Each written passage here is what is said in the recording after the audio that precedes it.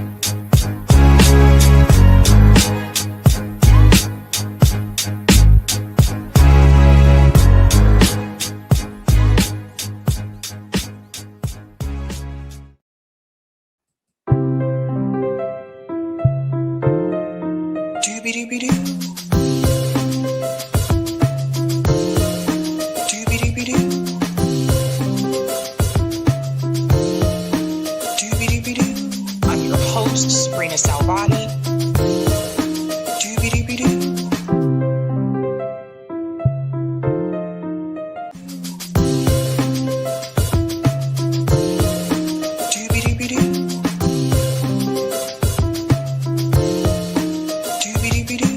I'm your host, sabrinasalvati.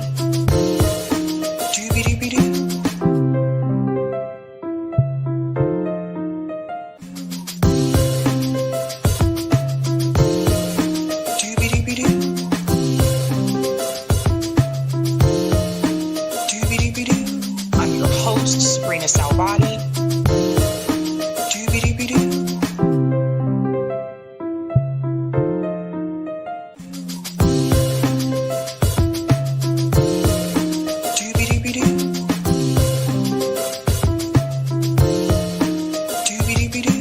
I'm your host, sabrinasalvati.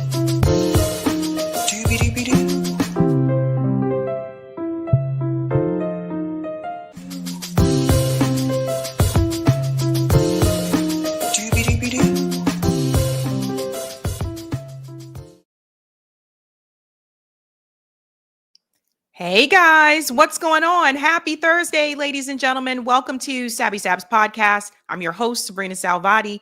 I do want to get things started off with my special guest, but first and foremost, I do want to show you what we are discussing tonight. Let's go ahead and share that beautiful thumbnail, ladies and gentlemen. We have quite a bit to get into tonight. It is crazy out here in these streets. Tonight, ladies and gentlemen, we are discussing Tucker Carlson faces young Maga. Oh my God.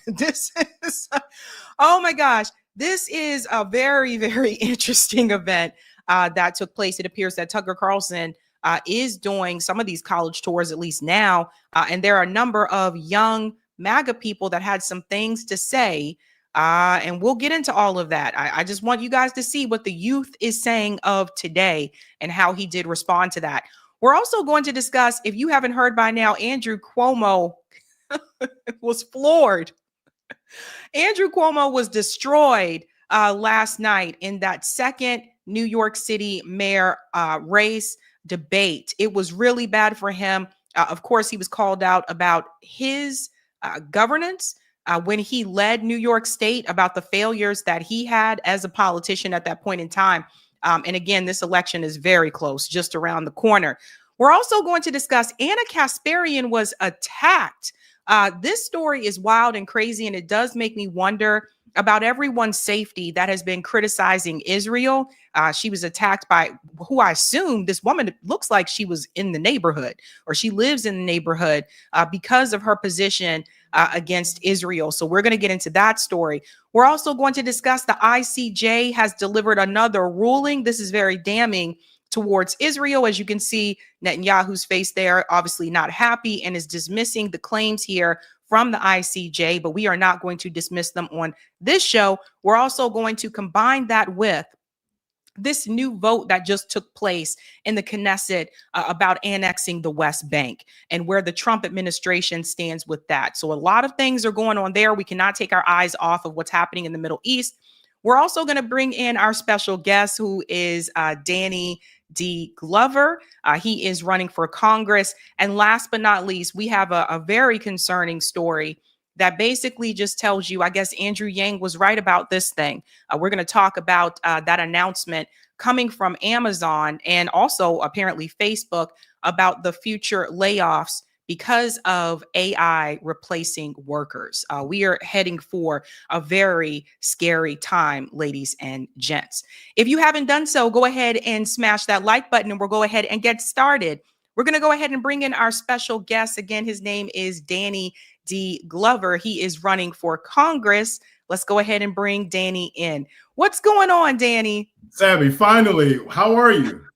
I am doing great. How are you? I am excellent. I'm excited to be here talking to you finally. I've been a fan from afar and behind the scenes, so I'm excited to be joining you tonight. Oh, well, thank you so much. I know we've been trying to get this going. My schedule's been kind of crazy, so it's great to finally, get the opportunity to talk to you. And it was actually Marcus. Marcus was the one that told me about you. Yes. So yeah. So you were in Georgia. Yes. And you are running against Sanford Bishop. Yep. Why did you decide to run against him? So basically, I break this down in kind of like three buckets. Like, it came down to the data, it came down to the moment, and it came down to the fight. So the thing that really got me off the fence and what I oftentimes, have been, telling folks as I tell this story is, I didn't plan to run for Congress in this congressional cycle. This wasn't part of a 5 to 10 year journey where I was positioning myself in the right places and surrounding myself by the right people. I was just out organizing, doing my job and what I love to do, which is organizing people and working in my communities. But, as we saw things progress post Trump inauguration and the number one thing that stood out to me was cuts to Social Security. And so without going into a lot of detail, but Social Security is something that affects my family directly. My mom receives Social Security. All of my brothers and sisters receive Social Security. And so when we talk about making cuts to that directly affects me.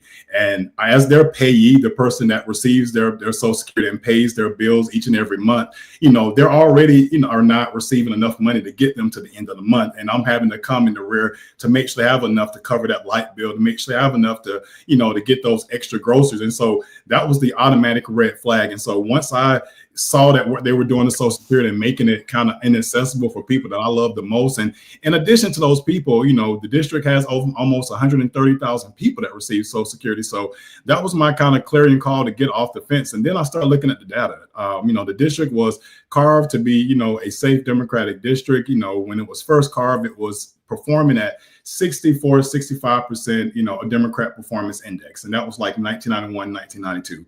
And what I saw as I was doing my research was the gradual or fleeting backslide from 64% in 1991 to almost 52, 53% present day. And now this is supposed to be a Democratic district that's carved for a Democrat to safely win, but now it's becoming more so of a competitive district. And so I started getting into the details of why, or is it becoming a competitive district? Like what's happening to make this supposedly, majority Black Democratic district, slipping into Republican hands. And then once we get into the numbers and the data, we saw that the work isn't being done. We're not talking to large swaths of the district. We're not talking to those forgotten Democratic Black voters who haven't been spoken to. Like there's a large millennial population in this district that has no familiarity with this candidate whatsoever. And so what we see happening is, like we see across the country, Democrats are riding off the incumbency. And instead of, giving really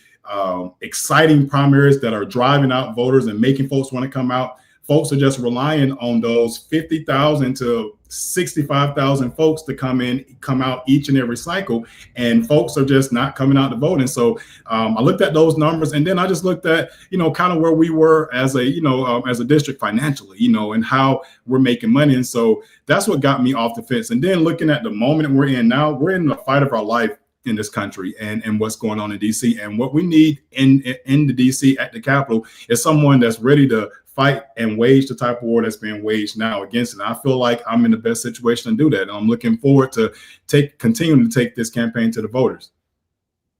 Okay, so you are in Georgia. Georgia was one of the states that I was warning people about when they were talking about this big, beautiful bill and making these cuts.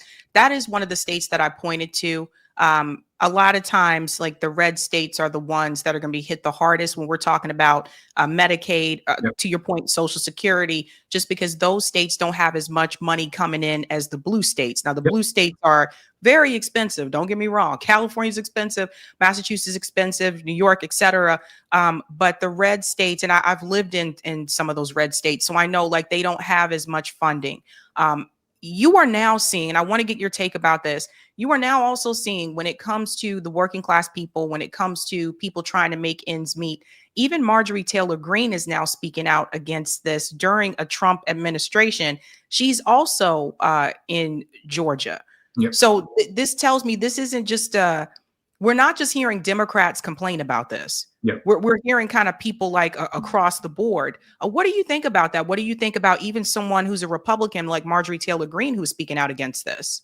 Yeah, I mean, I don't see anything about it. I mean, there are some issues that, regardless of party, that we should be willing to speak out on. And I'm assuming you're talking about the beef situation that's going on with cattle ranchers and cattle workers or what have you, or even it could be other myriad issues. It could be the hospital closures, because this is a district that's also seen 9 rural hospital closures since 2010. So I don't see anything wrong with the alignment of people. I think like-minded and sane thinking people are starting to, think past their party labels, and that have in the past and historically, stop issues that we all agree on from coming forward. It's not saying that I'm less of a Democrat or Marjorie Taylor Greene is less of a Republican. I suspect that there are other issues that she and I will probably never align on. But I feel like where we have those issues where we align on, we should all be fighting for, regardless of our party titles, what have you. And I'm going to be that kind of candidate, and also that type of representative. Like, this isn't a party line vote where I'm checking the party box. No, it's what's best for the people of my district. It's what's best for Georgia. It's what's best for the United States of America.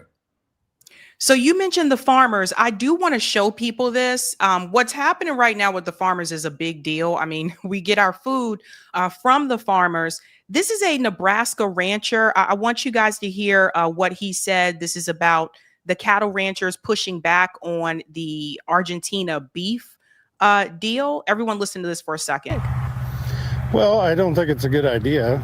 I think probably what you've heard a lot today is we should just allow our markets to dictate the price of beef. And there's a lot of factors in that. I think most people out here have the view that the government should just be pretty limited and not kind of meddle in the free markets. I'm going to read the. Well, I don't think it's a good idea. So we are hearing how like the farmers are feeling.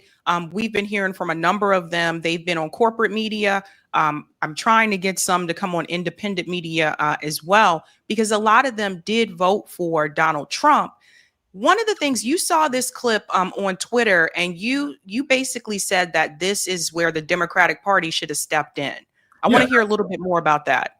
Yeah, absolutely, Sabby. I feel like this is an easy layup. We oftentimes like to say, cattlemen and ranchers and farmers and those folks in the agriculture industry, they aren't our voters. Those are the rural voters. But if you, fast or rewind back 20 years, those rural blue collar voters used to be Democratic voters until we started forgetting to go out to those places. And I've seen this happen firsthand in some of my work across the country. But I absolutely feel like this is an easy layup for Democrats to swoop in on and to bring a resolution to an obvious situation that not only affects these cattle ranchers and or cattlemen and farmers and ranchers, but it affects everybody. The price and the quality of beef being imported from Argentina into our country is going to pale in comparison to what we can get in Georgia, because we have over 1 million cattle in our state. But other places like Texas, who are more so known for it, or other places like Nebraska. So I think this is an opportunity for Democrats to go out on the farms, go out to the ranches,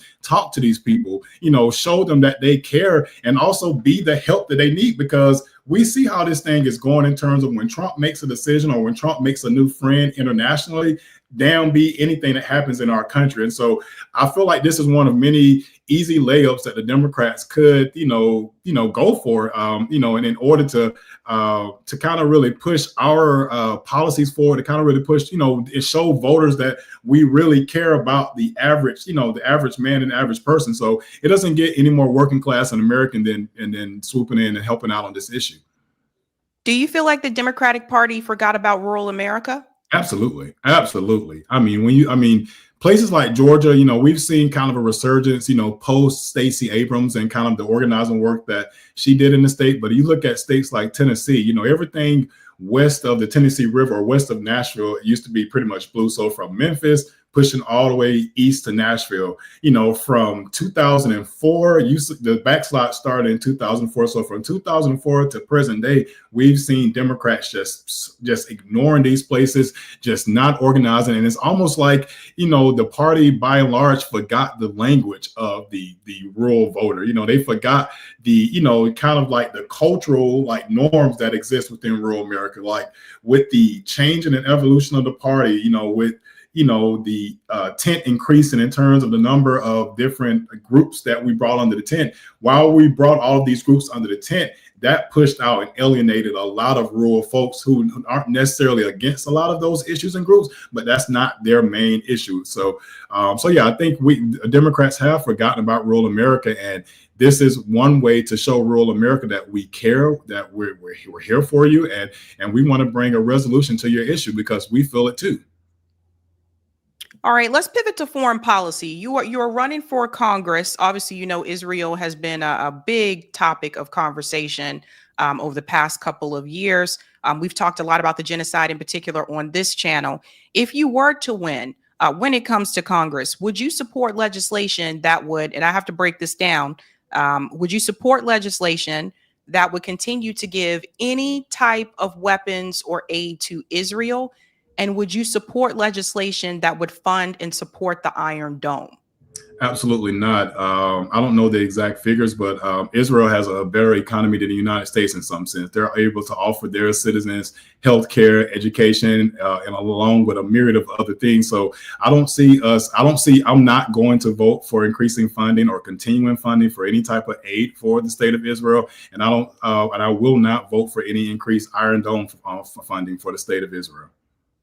Okay, I have to, I ask everybody about this because we got our own issues to deal with. We have our own problems here to deal with. I think our meddling abroad has created a lot of the domestic issues we're having now. And in terms of just supporting countries and their rogue actions, whether it's genocide, whether it's mass starvation, whether it's ethnic cleansing, we can't continue to have our names attached to it. And there are so many Americans who are not aware of how their tax dollars are being spent. And so they go to their pantry or they go to their WIC office and funding is not there, or they don't have enough SNAP benefits to give that poor person who just lost everything because the funding is being sent to Israel to support their genocidal government. So no, I will not. In addition to that, I will not accept any funds from AIPAC or any of their subsidiaries. Okay, so you're running a grassroots campaign, correct? That's correct. All right, I want to go ahead and bring your website up here. Danny Glover for Congress. One of the things I wanted to look at really quickly to show everybody is the campaign pillars: people over profits, people over pollution, people over politics, people over power. One of the things I want to ask as well in reference to foreign policy, the person that you are running against, Sanford Bishop, he does take money from AIPAC. Yes. Right. So he is taking money from the Israel lobby. How will you defeat that? Honestly, Sabby, I'm working towards it now.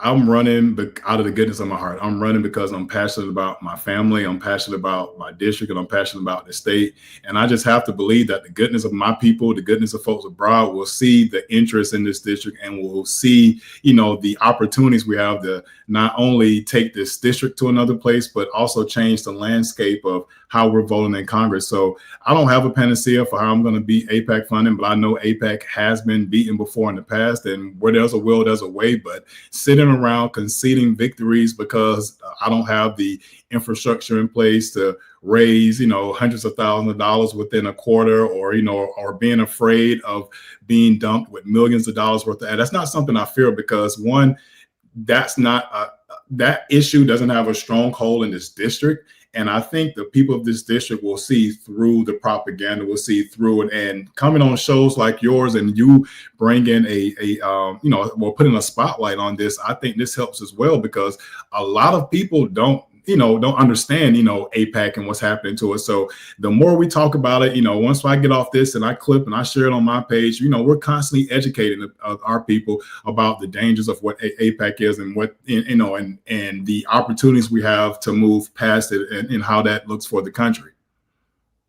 So why not run as an independent? So I thought about it. That's something I went through in my early stages as well.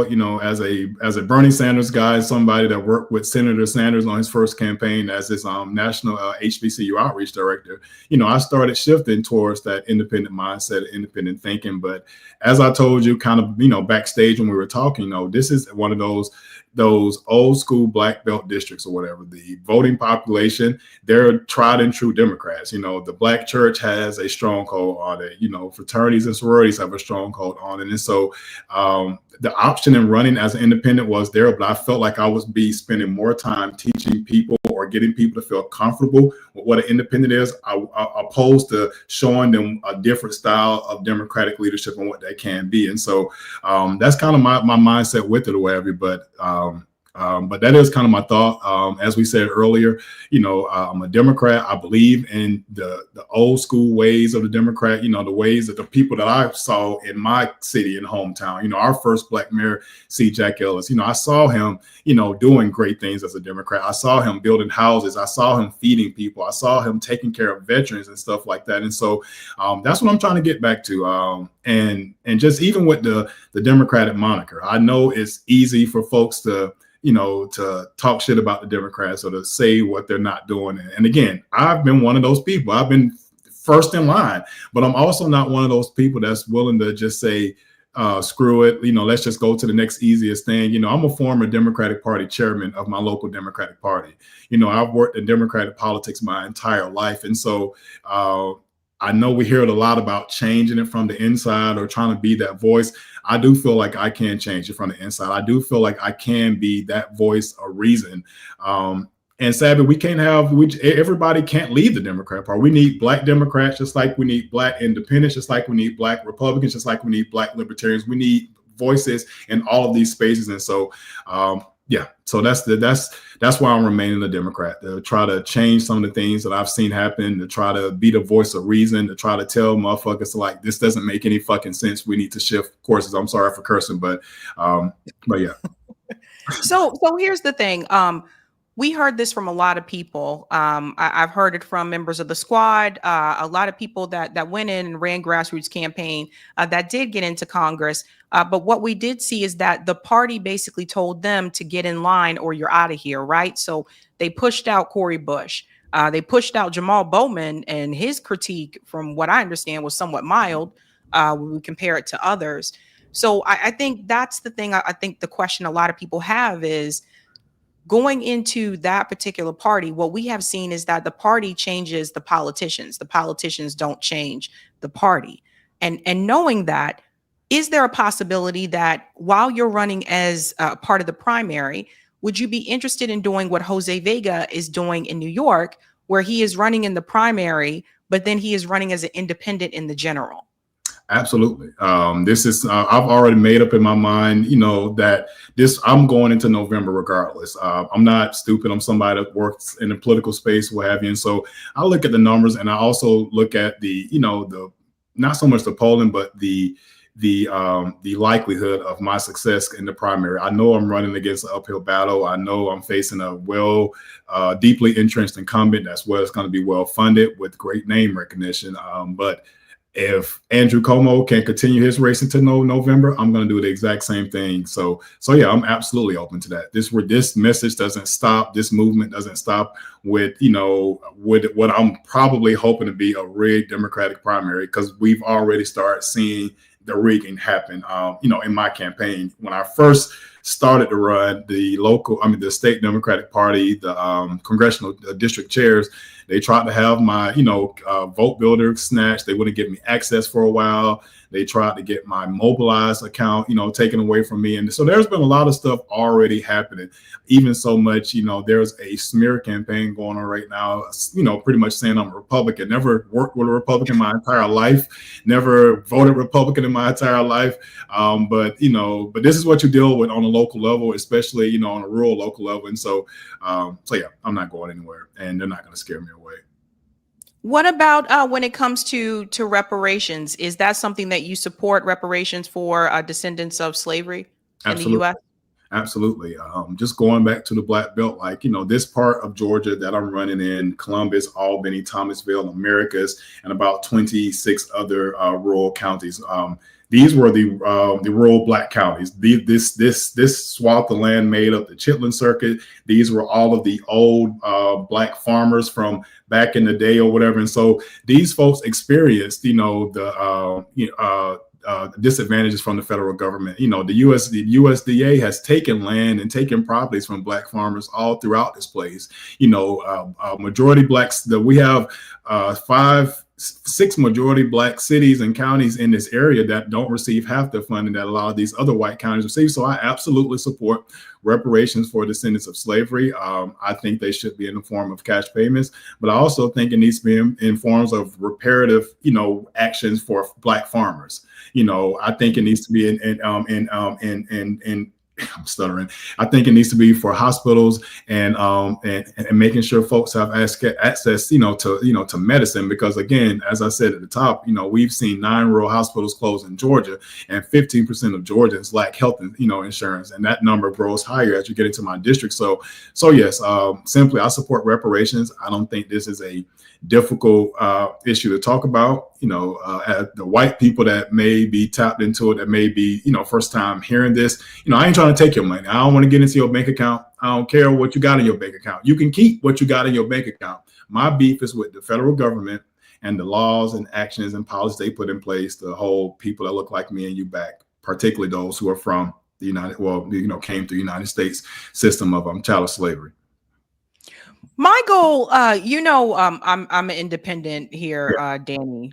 My goal and my wish is that people like you, candidates like you, that are running on, these platforms that are for the people, things that are like for the working class, whether it's healthcare, education, etc. And you're not taking the corporate money, and you're not taking money from AIPAC or any of the Israeli lobby. My goal is for all of you guys to form your own party. I really do think that all of you, and AOC's far gone. She's not turning back. She's looking forward towards her political career.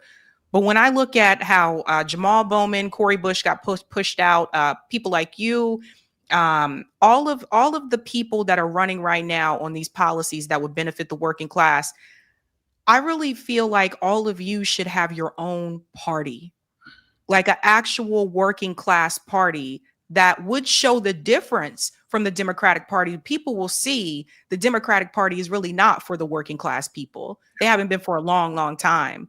But that's my wish, that all of you would just get together, form a block, and create your own party. And I think at some point we could get there. My big fear is that, like, people going into, I said the same thing with Zoran too, right? Like, we already seen him bend the knee a little bit. Yeah. My biggest fear is just that what we already saw happen with members of the squad, where the Democrat leadership is going to come in and say, this is what we are going to do, or you are going to be gone. We need a real opposition party against both of these, against the Republican Party and the Democratic Party. And I think if we had something, and yes, we do have the Green Party, but I'm talking about, like, I think we need something new, because I'm talking about a party that really speaks to just the working class, like, issues that would just show people that, like, listen, there's other options, like, out there. And I know third parties, it's hard to get on the ballot and all those kind of things. I totally get it. I understand. I'm just afraid that the Democratic Party they're going to push people like you to the right. Yep, and I'm gonna fight like hell to prevent it from happening. And again, like I know we're coming up on time, or whatever. Like half, more than half of this district isn't voting. More than half of this district isn't being engaged, and so this race is absolutely winnable. Like my opponent can bring out his typical 55 to 75,000 votes, and there are still 300,000 voters in the universe that haven't been talked to, and so there is space for what you're referring to. And again, like I'm an organizer, I'm a old school. Let's get out on the door. Let's knock on doors. Let's make phone calls. Let's meet up at the church. Let's meet up at the hookah lounge. Let's meet up at the bowling alley. Let's meet up, at the gym, whatever. So I'm an in your face, guerrilla style, campaign organizer. And I see a path to victory. And I see a path to victory with the people that haven't been spoken to, the forgotten Georgia voters, Black voters who have, who have been ignored or wait, the typical voters we wait until GOTV to bring out. I'm seeing that right now as I make my way throughout the district. Just meeting people where they are is working, Sabby. Folks just introducing myself as a congressional candidate. Folks are telling me, hey, I didn't know who my congressperson was, or I thought, some other stuff about them. So I just need help. And if your listeners and viewers are watching and hearing now, I need y'all's help. Anything helps. $5, $10, $20. We're just trying to fuel this movement so that we can take this campaign message to all 27 counties. And this race is absolutely winnable. And I think we can do it with your help. And you can donate at www.dannydglover.com. That's www.dannydglover.com. And the campaign can also be found on Act Blue. All right, Danny, thank you so much for your time. Good luck. Thank you, my friend. Take care. All right. Bye. Bye. All right, ladies and gentlemen, that was Danny D. Glover. Eric, can you put the link to his website in the chat? All right.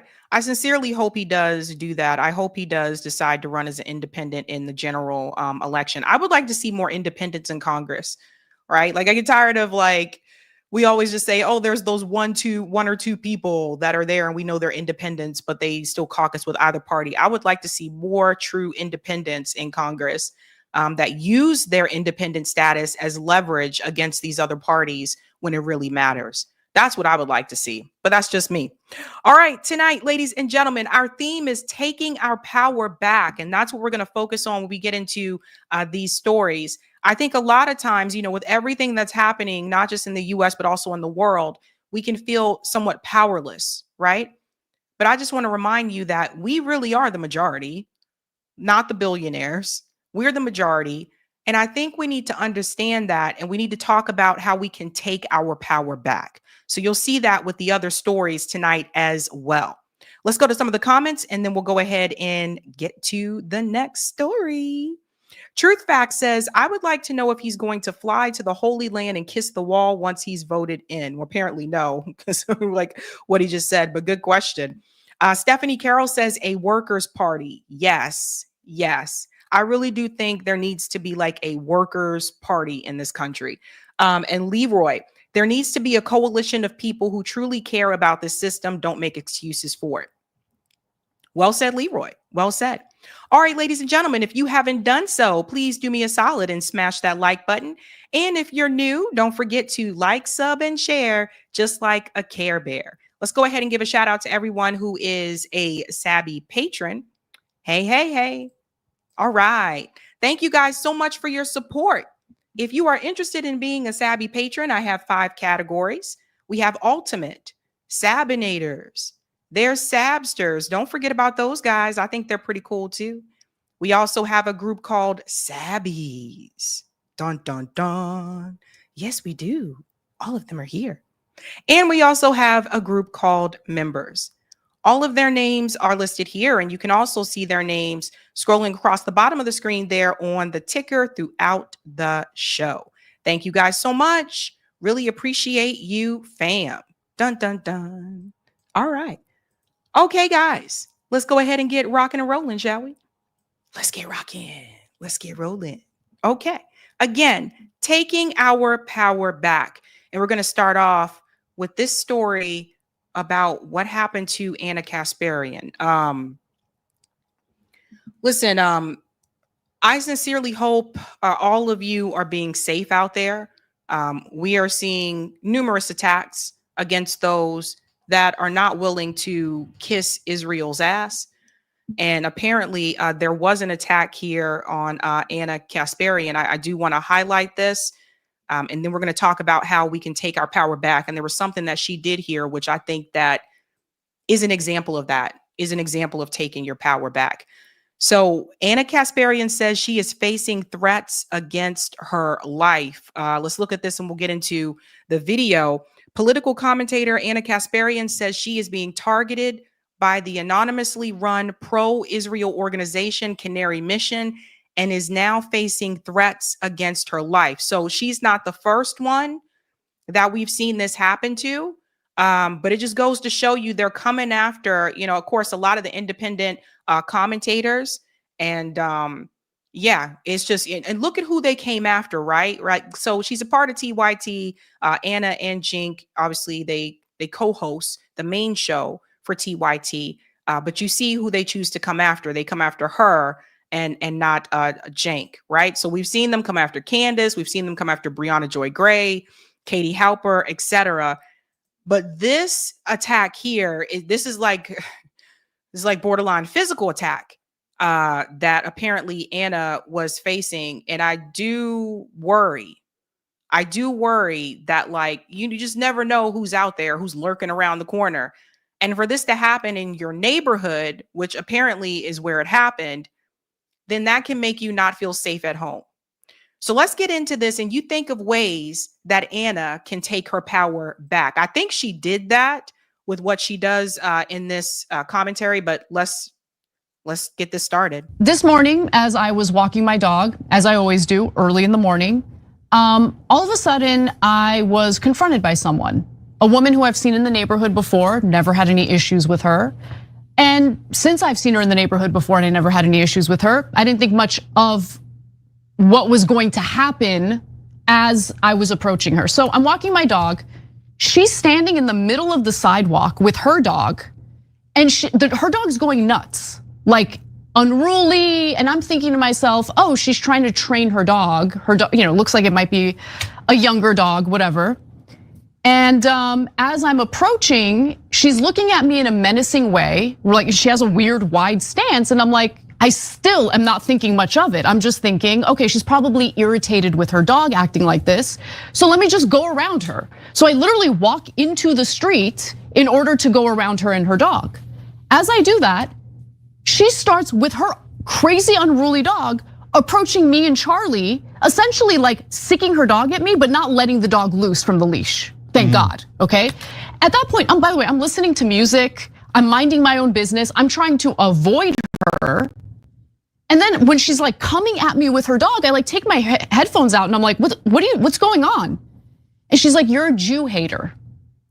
And I'm like, okay, well, obviously there's a misunderstanding, so let me have a conversation with her. But she's like screaming at me. It's 7 in the morning. And I'm like, wait, hold on. And then she brings up, oh, you were rubbing your hands and making fun of the Jews. This is Canary Mission propaganda, full stop. And it's in reference to this. Let me show you what they've posted on social media. Now, they claim that I'm doing the happy merchant meme, which by the way, I've seen that photo all over the internet before. I didn't know it was called the happy merchant meme. I don't live in 4chan, okay?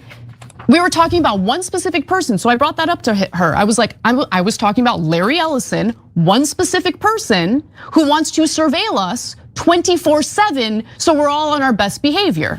And then she immediately switched to a different aggrieved, issue that she had, the other issue that she's aggrieved about, which I'll get to in a second. Go ahead. Yeah, and so look, I feel like the pro-Israel radicals have planted so-called tropes all around us, so that you're never allowed to criticize Israel in any way, shape, or form, or in any style, or with any body emotions, or with any words, because everything's a trope. Everything's a or anyone. See, this is the danger that we're dealing with right now. So now it's getting to the point where you can't even, and I remember that segment. So criticizing Larry Ellison. So now it's like, if you just criticize even that one person, now you're considered to be anti-Semitic as well. See, this is a trick, by the way. It's a known trick. So it's just, I gotta tell you, I have never seen this type of energy, this type of protection put out there for any other group of people. I've never seen it. But yeah, she was talking about Larry Ellison. So now this woman walking her dog in the neighborhood tried to sick her dog on Anna, who was walking her dog, because she was like, "Oh, well, you said this." And people got to remember, TYT has over 6 million subscribers. Like Anna and Jink are probably recognized. Like when they go out in public, they're probably recognized. The rest of us, for the most part, we can kind of fly under the radar. You know what I mean? Like I can walk around like places, like unless I'm going to like a rally, like, or unless I'm going to cover an event or something like that, for the most part, I can just walk around pretty freely and not get recognized.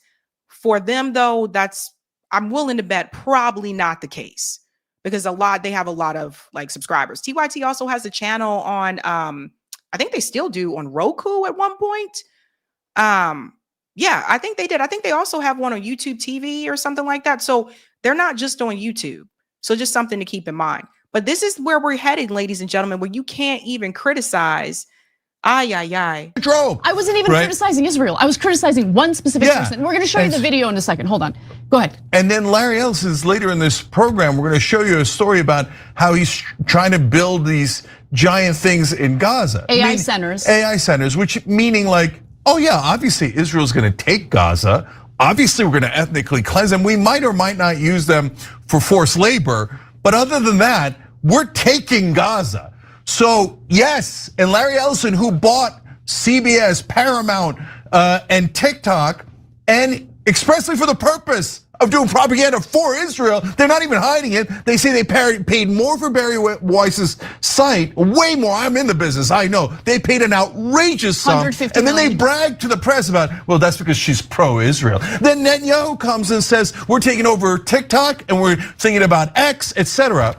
And then they say, and by the way, they committed a genocide. They murder over 70,000 people, the Israelis do, not Jewish people. The only people saying Jewish people are pro-Israel zealots. Yeah. No one else says Jews, no one. That's in the legitimate space that isn't Fuentes or whoever, right? But the point is, it's getting to the point now where even if you just criticize, you know what I mean? Like people shouldn't have to sit up here and walk on eggshells. This is what I was saying before about the free speech. You shouldn't have to walk on eggshells because you're afraid that, oh God, if I criticize Larry Ellison, or, you know, it seems to be a little bit easier if you criticize Netanyahu because you can just say, I'm criticizing the government. But if you make some of the comments that Cenk just made about, well, you got Larry Ellison buying, you know, CBS and buying this and buying that and trying to control, like, you know, the way that we receive our information and our media in particular. Yeah, that's problematic. That needs to be called out. But even when you say that, some people will say, oh, well, that's anti-Semitic that you said that. No, it's not. And that's the danger that we're headed towards when it comes to the censorship. And this is what I've been warning people. You got to be against the censorship. And just because people say things that you don't like, you still got to support free speech, because this is where we are headed. Let's fast forward a little bit here to get back to the story. Because from what I understand, they're also coming after her husband. So this is not just about that dog. Mission and the propaganda they put out there in order to get people to target me like this. After she attempts to attack me with her dog, the only thing I have on the top of my mind is I need to get my dog to safety, because I have a small dog, okay? He's 20 pounds. So as I'm walking away, she says to me, good luck to your husband dealing with you. And I say, my husband loves me. And she responds with, that's why we're trying to get him fired. To me, that was the sign that this isn't some lone wolf situation. She's part of an organized group that's not just attempting to destroy me, but destroy my husband's livelihood, when my husband has nothing to do with my career, nothing to do with, guy doesn't even like politics. So now they're trying to come after people's jobs. And this is what I pointed to before, right? Like, let's go back and remember some things. We watched Brianna Joy Gray lose her job on The Hill Rising. Katie Halper, before that, Katie Halper lost her job on Rising. She was a guest contributor. I mean, it's like how much Candace Owens got fired from the Daily Wire. What do all three of them have in common other than the fact that they're women? They were all criticizing Israel.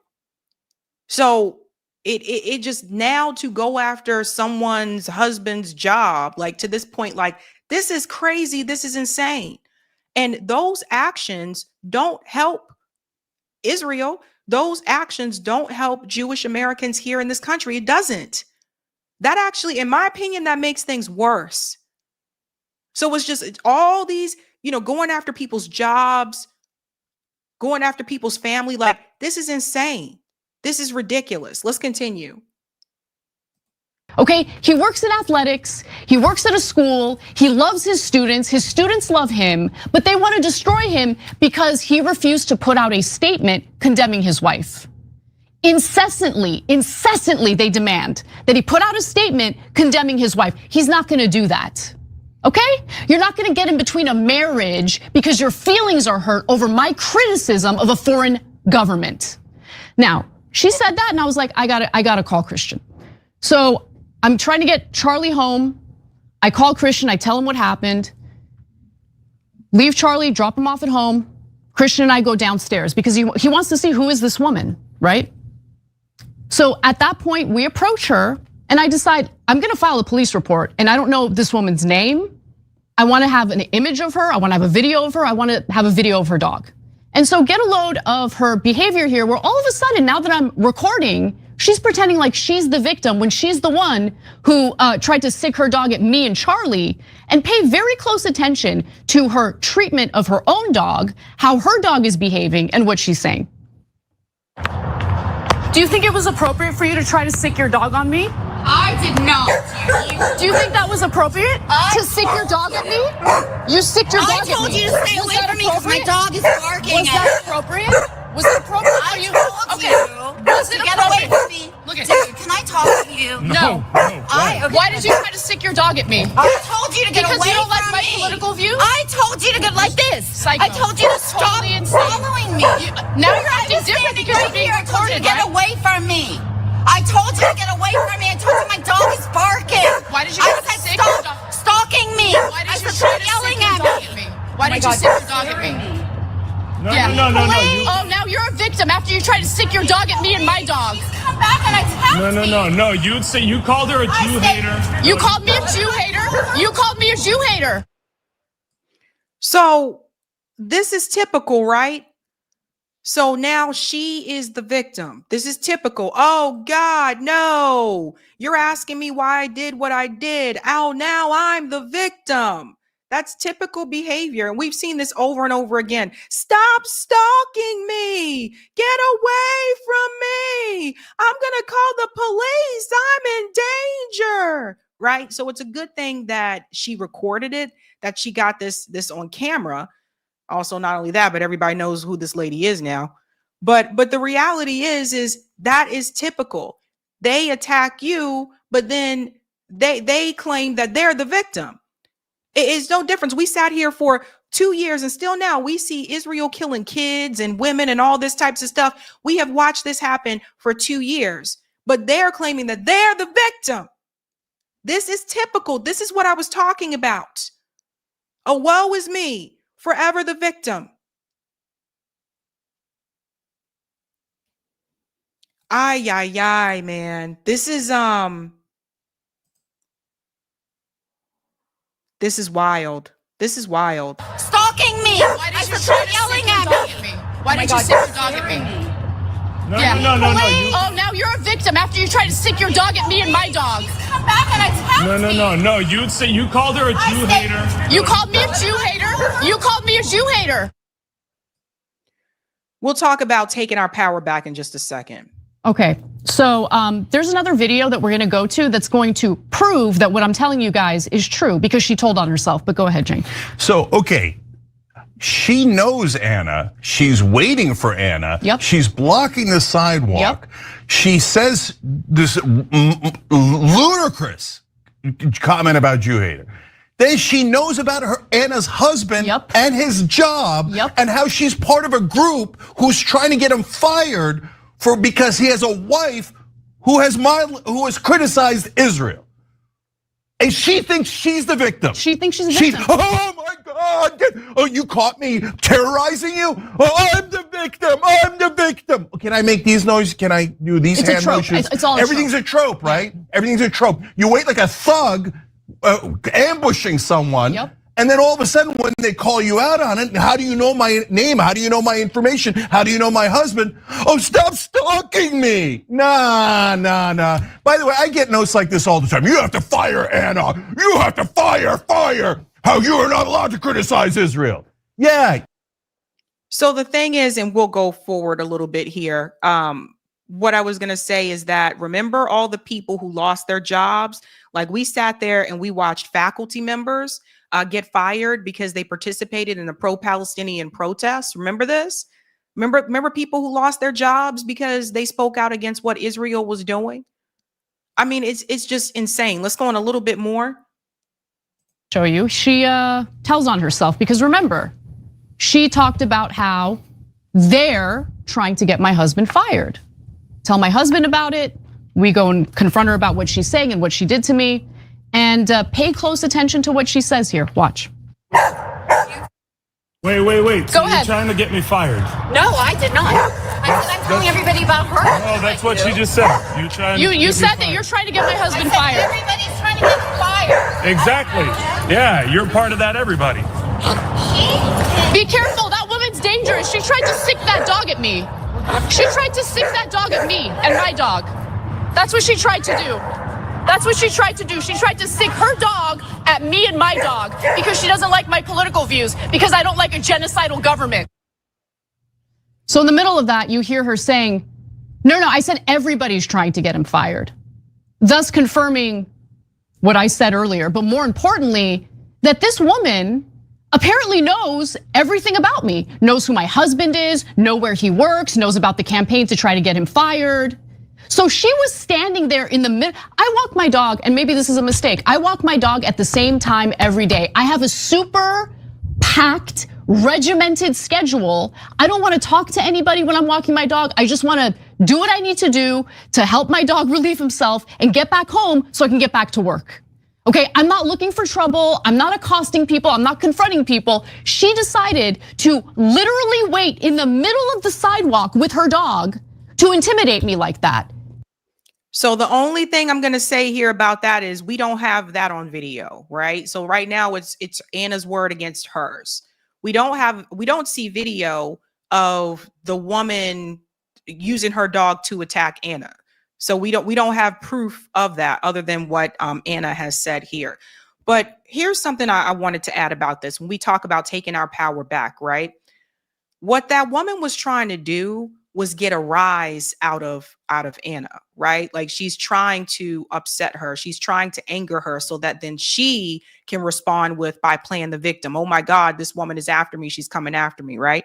And so sometimes what you have to do is not feed into that. And yes, I understand it. Like naturally, that's probably not going to be your response. Naturally, your response is going to be to tell them, get the hell out of my face. Like, what are you doing? Like that type of thing. But that's what they want you to do. That's what that woman wanted. She wanted to get that type of response so then she can say, oh, look, she's after me. So it's already one thing where she said that we're trying to get your husband fired. We're trying to get him to lose his job. So, she already working on something with like Canary Mission. We talked about Canary Mission on the show before, but to go along with that, now you also see that now she has this that she can also use and say, oh, look how she came after me. So this is where when I talk about taking our power back, sometimes like when we take our power back and we own that doesn't necessarily mean that we respond in such a way that can come back to bite us, or respond in such a way that makes the enemy happy. So that woman pretends like she's upset and she's running away, but she's actually happy inside because she's like, yay, I got to her, right? I got her. And sometimes the best thing that you can do is to remain calm and not feed into it. That's the part where it gets tricky. And when I walked around her, I walked into the street. When I walked around her into the street in order to avoid her, she starts approaching me with her dog in a threatening manner and then acts like she's the victim. Okay, look, guys. First of all, that second lady has nothing to do with any of this. Okay, so leave her out of it. Okay. Number two, on this lady who accosted Anna, we do not do the same things that they do. Okay, we are the good guys. We don't accost people in the streets. We don't go stalk them. We don't terrorize them. We're always for nonviolence. I'm super proud that TYT is now known throughout the internet as the show that is always for nonviolence, always for peace, okay? So nobody go bother anybody here because I know what they're gonna do next. Oh my God, they showed it online. Oh yeah, we did. We sure did. I was just trying to stalk her. We sure did. I will never apologize for that. You came for my dog and my husband. You want to come for me, that's a different story. Okay, mano a mano, that's a different story. You come at me with my dog? With my dog. You try to stick your dog at my dog. You try to threaten my husband's livelihood. You think I'm a little wilting flower and I'm so scared. I'm not scared. I'm not scared. This isn't gonna stop me from doing the commentary that I do. And by the way, look at what kind of disgusting, despicable, dishonest pieces of crap Canary Mission is. Because while they were pretending as if I was doing the so-called happy merchant meme and that I'm some big anti-Semite, let's take a look at the video in full context, shall we? Your best friend. Pause for a second. Zalippa said, Anna gonna get a body cam. I would recommend that. I'd recommend it. But this is the video that was in question. Jewish. They don't care. No, my point is, did Larry Ellison or Bill Ackman or Netanyahu call her and say, hey, are you okay with this? Larry Ellison can tell me how my ass tastes. Yeah. Okay, how about that? Yeah, right, disgusting, weird Oracle founder going around talking about like, yes, we're gonna surveil everybody. Everyone will be on their best behavior. Yes, you're a freak. You're a total creep. Okay. All right, total creep. So my point is, do not. Yeah, so they were talking about Larry Ellison. That's who she was talking about. But they're leaving that out they're taking that part out. They're just showing what she was doing there with her hands and then kind of using that. You know what I mean? So you can't play into it because they really do want to get a rise out of you. That's the goal. They want you to get angry. They want you to, approach them. Don't even approach. We saw this with what's his name? Alan Dershowitz. With Alan Dershowitz, remember when he was in Martha's Vineyard and he said that they wouldn't serve him, I forget what the food was. Pierogi? I think maybe it was a pierogi. He got upset because the vendor wouldn't serve him. They said because you support genocide, and all that kind of stuff. And I noticed, remember what we pointed out? He was trying to get a rise out of them, but notice that those vendors, they remain so calm. And so that's the thing, they want to get you upset. They want to get a rise out of you. And I think that I will say this, though. If I was Anna Kasparian, yeah, you might want to start wearing a body cam. It's crazy that we should have to do that in these days, but that's what it's come to. And if I was her, that's what I would do. Because it just doesn't seem to be safe. And then that way you would have had on video what she did. Because that is the other thing right now is just her word against that woman, because we don't see video footage of the woman approaching her and trying to sick her dog on her. We only see the video footage of what happened after that. So I agree. Get a body cam. Hey, people got to protect themselves. You guys have got to protect yourselves. Everybody out there these days, because there's some loonies. There's some loonies out there. Oh my God. I take your power back. Let's go to some of the comments here, ladies and gentlemen. Thank you for the super chat, Dr. Susan Jacob. The CEO who was my supervisor arranged for thugs to attack me in the parking lot after work. I'm a nobody, and I was attacked because they found out I'm Palestinian.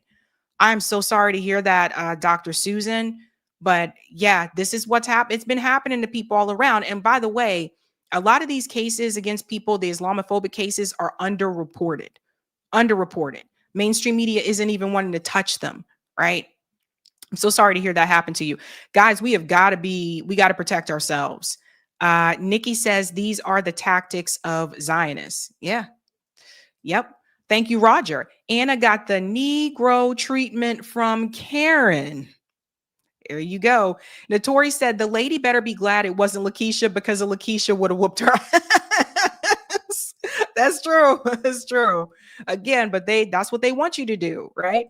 Thank you, Kenman. Anna is no saint. She smeared Aaron Mate about Syria. That is true. She still hasn't apologized for that yet. She needs to apologize for that. And thank you, Roger. Jank says TYT nonviolence unless I put my hand on AJ. Oh my gosh. Thank you. Thank you guys so much. All right, guys, if you haven't done so, smash the like and let's keep this party moving, okay? Let's keep it moving on. All right. We're going to the next story here. This is a damning one against Israel. This is a big deal. The ICJ just came down with another ruling. That's the International Court of Justice. And you guys have got to see this against Israel. The ICJ has just rejected every single Israeli point and found that Israel is an illegal occupier. They have a duty to ensure humanitarian relief is provided to the Palestinians. They must cooperate with the UN and specifically UNRWA and other aid agencies, and they must allow the ICRC access to Palestinian prisoners. Here are some highlights here. So they highlighted this advisory that came from the ICJ about the presence and activities, international organizations, and third states in relation to occupied Palestinian territory. And this is what I want to highlight here, because they did determine this over a year ago, that Israel is indeed occupying Gaza. They are reiterating that and calling Israel occupied territory. And I think the more that this gets into writing, the better it is, right? So obviously not exactly what we want to happen for the Palestinian people. I want them to be fully free. I don't want anyone to be occupied. Unfortunately, with the ICJ, they don't have the power to enforce, right? So they can tell us what's happening. They can make a ruling, but they don't have the power to enforce it.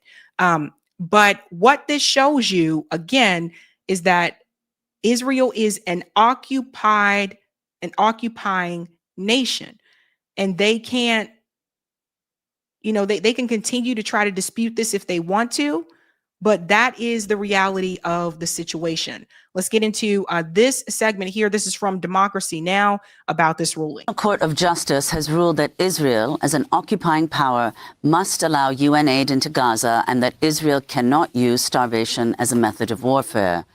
Yuji Iwasawa, the president of the International Court of Justice, read the ruling Wednesday.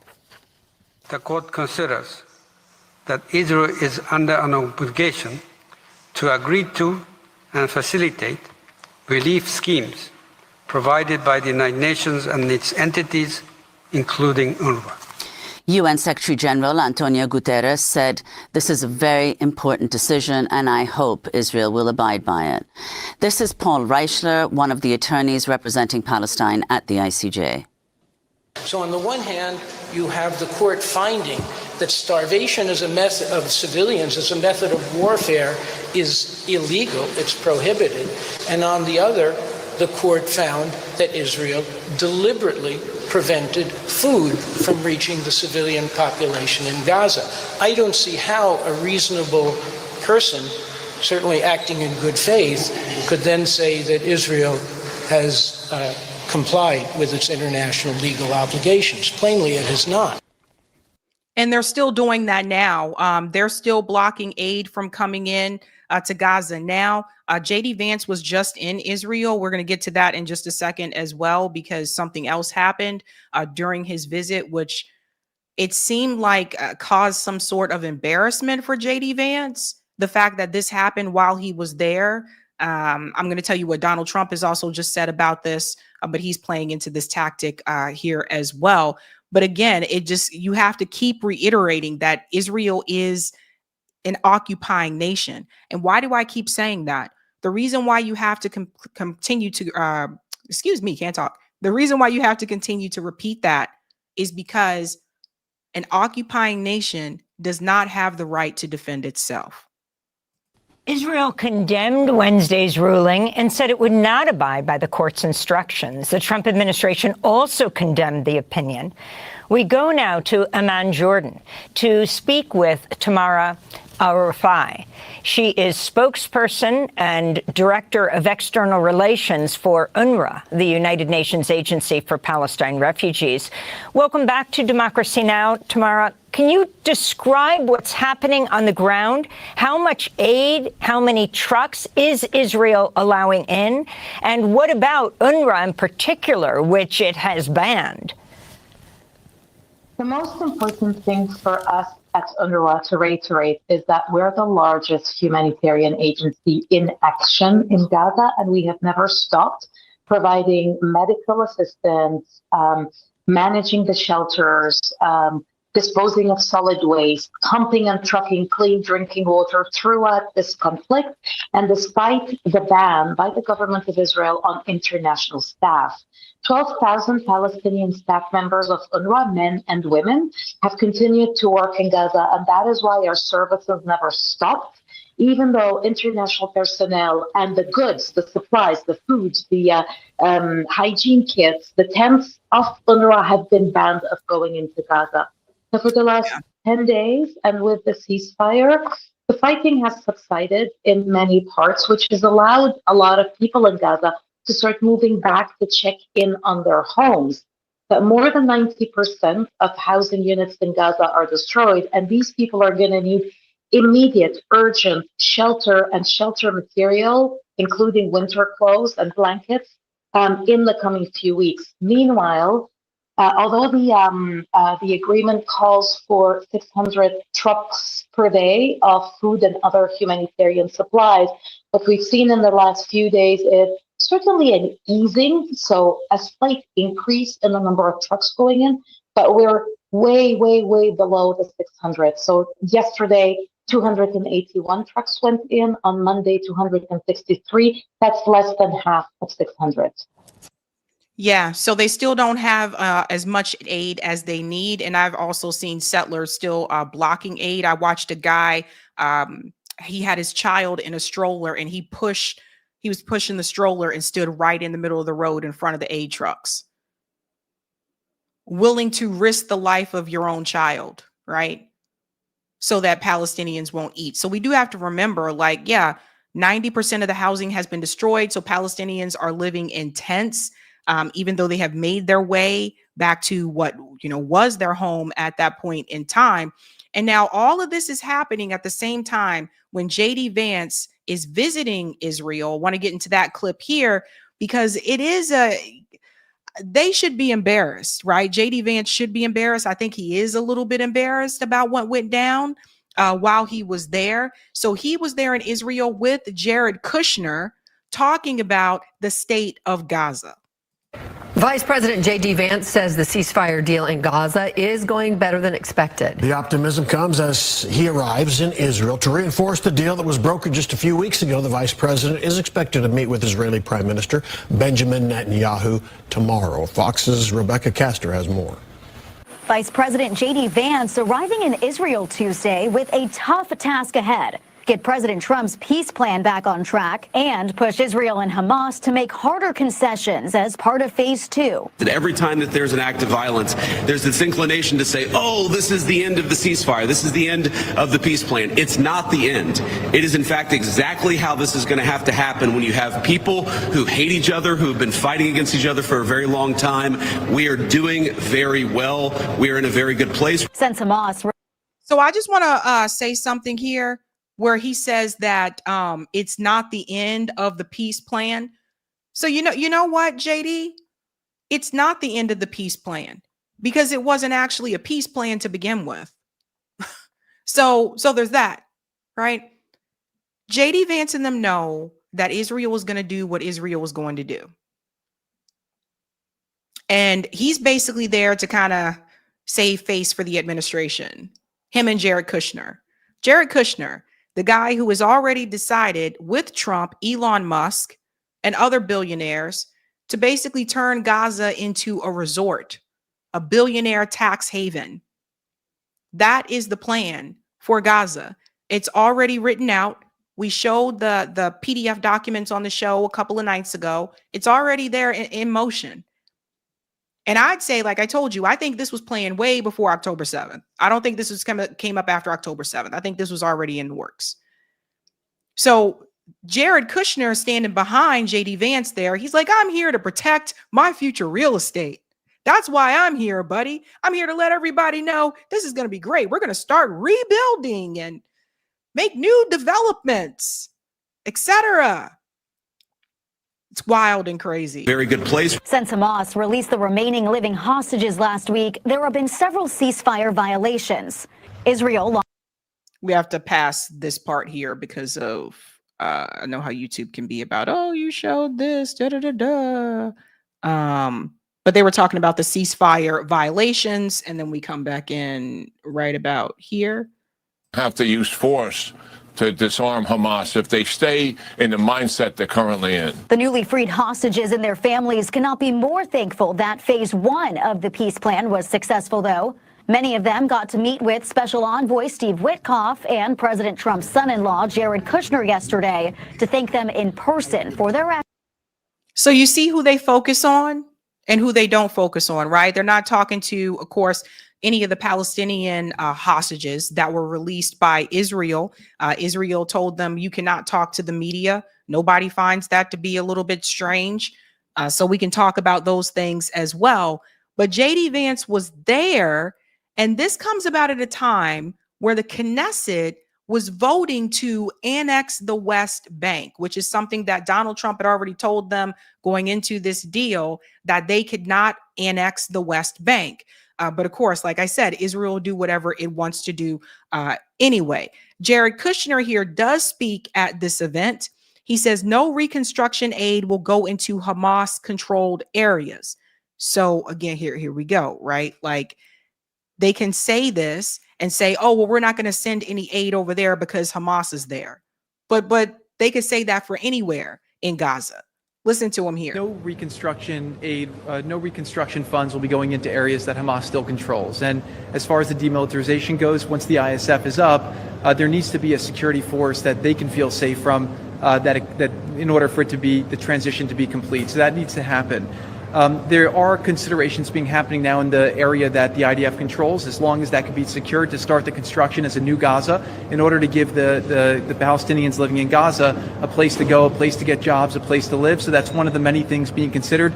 Right now, again, there's been several work streams that have occurred over the last years. Those are all being synthesized and updated here at the center, and then they'll go before President Trump and the Board of Peace to get recommendations on what to build, how to phase it. But that's definitely something now that's being very strongly considered. Really sad about this, because the thing is, the IDF, Israel shouldn't control any part of Gaza, but they still are, right? They shouldn't at all. But Jared Kushner, he wants to come in, start his real estate project. And in order for that to happen, like I said, that's one of the reasons why they need Hamas to lay down the arms so that they can go into Gaza and it can be a resort for them, right? For the rich to play. I don't know why JD Vance has that look on his face. Don't know why he has that look there, but I do want to show you this part here as well. We were talking about what's happening in the West Bank connected to all of this. JD Vance says he was insulted by the Knesset vote on West Bank annexation. So yeah, that happened, while he was there. They just embarrass you to your face. They don't give a damn. JD Vance said on Thursday before leaving Israel that he was insulted by the Knesset vote on annexing the occupied West Bank, which took place while he was visiting the country this week. Why does this matter?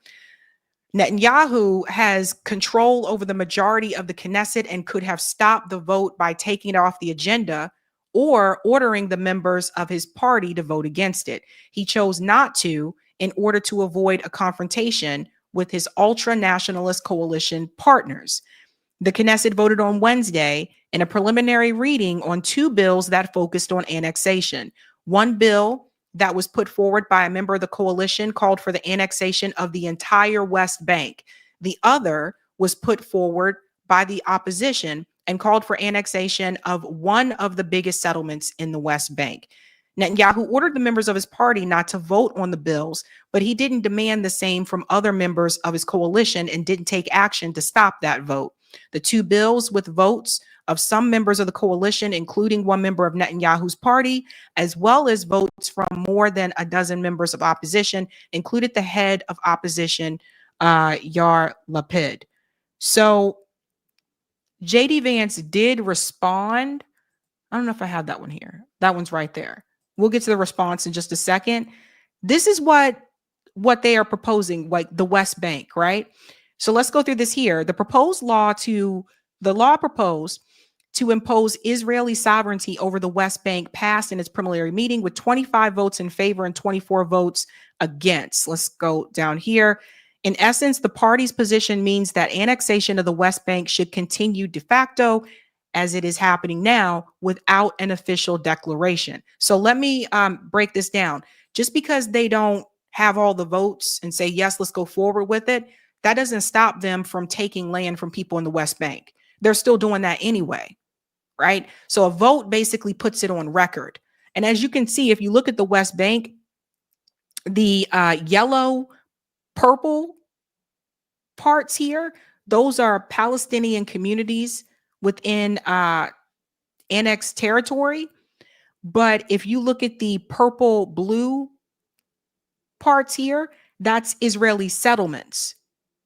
And this is what has been happening to the West Bank over time, ladies and gentlemen. Like, Israel wants all of this.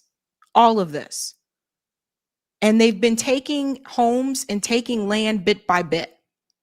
There was a woman, an elderly woman recently, I don't know if people saw it. She was attacked by settlers in the West Bank near, I think it was like an olive tree or whatever. That woman was put in the hospital because of her brutal attack from the settlers. Again, but the world continues to go on and let Israel do what they are doing.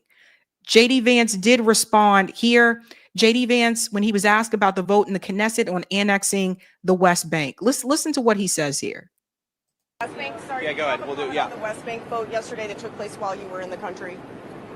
Oh yeah, that was weird. I was sort of confused by that. Oh yeah, that was weird. I was just sort of confused by that. Seriously. I actually asked somebody about it, and they told me that it was a symbolic vote, some symbolic vote to recognize or a symbolic vote to annex the West Bank. I mean, what I would say to that is when I asked about it, somebody told me that it was a political stunt, that it had no practical significance. It was purely symbolic. I mean, look, if it was a political stunt, it was a very stupid political stunt, and I personally take some insult to it. The West Bank is not going to be annexed by Israel. The policy of the Trump administration is that the West Bank will not be annexed by Israel. That will continue to be our policy. And if people want to take symbolic votes, they can do that. But we certainly weren't happy about it. Thank you. This is the guy who is most likely going to be running for president in 2028. So here's the thing. It's not really just about the vote. It's the fact that they have been stealing homes and land in the West Bank for years. And I have seen it, the fact that these settlers, they are just armed to the T, just go in and raid people's homes, set fire to people's homes so that they can take their land. There was an expose on CNN. This was on CNN of all places a couple of years ago, prior to October 7th, of a Palestinian family where the gentleman was saying that someone has to be home at all times. So sometimes, like, if he has to go to work, he has to have someone from the family stay in the house so that they don't burn the house down, steal the house. That's what we're talking about, folks. And JD Vance just brushed it off like it's no big deal. No, Israel was hell. Israel was hell. We talk about, as much as these politicians talk about radical this and radical that, the radicalism is Israel, everything that they are doing. Stealing land, burning homes, killing people, laughing about it, making videos, laughing about it. That's the violence that everyone should shun. Everyone should be against that, what Israel is doing. It's crazy. Absolutely crazy. But we talk about taking our power back. With this situation, it can be very tough, right? because it's foreign policy. We don't live there. Most of us, we don't live there. We feel helpless. Like, what can we do? One of the things that we can do, which is 100% nonviolent, is the BDS method. Boycott. Boycott. Don't buy Israeli products. Don't buy Israeli goods. If you're not sure which products are Israeli products, if you look them up on Google, I know like after October 7th, there were many sites that were created that listed like all the products that were owned by Google. I can pull up one of those sites at some point, hand it to you guys, show you guys via my newsletter on the show or whatever, but you can also Google it. They had list all the products that are owned by Israel, the Israeli products. Stop buying their shit. I even had to do this with the yogurt. Oikos, because Oikos has this protein yogurt. There are other companies that make protein yogurt. Oikos is also Israeli. Boycott them. Once you know what everything that they own, if we did this collectively in mass, that could have an impact on Israel. But it's the same thing I said, like with all the other countries, it's like Israel, stop what you're doing, but they're still buying things from Israel. They're still doing business with Israel, like Turkey and, et cetera. Why are you still doing business with them? The way that you really hit back at Israel is their economy. So stop buying things from them. Don't buy anything that is Israeli owned if you can help it. And I think we can. That's one of the ways. That's how we take our power back. Think about it. All right. Let's go ahead and go to some of the comments here.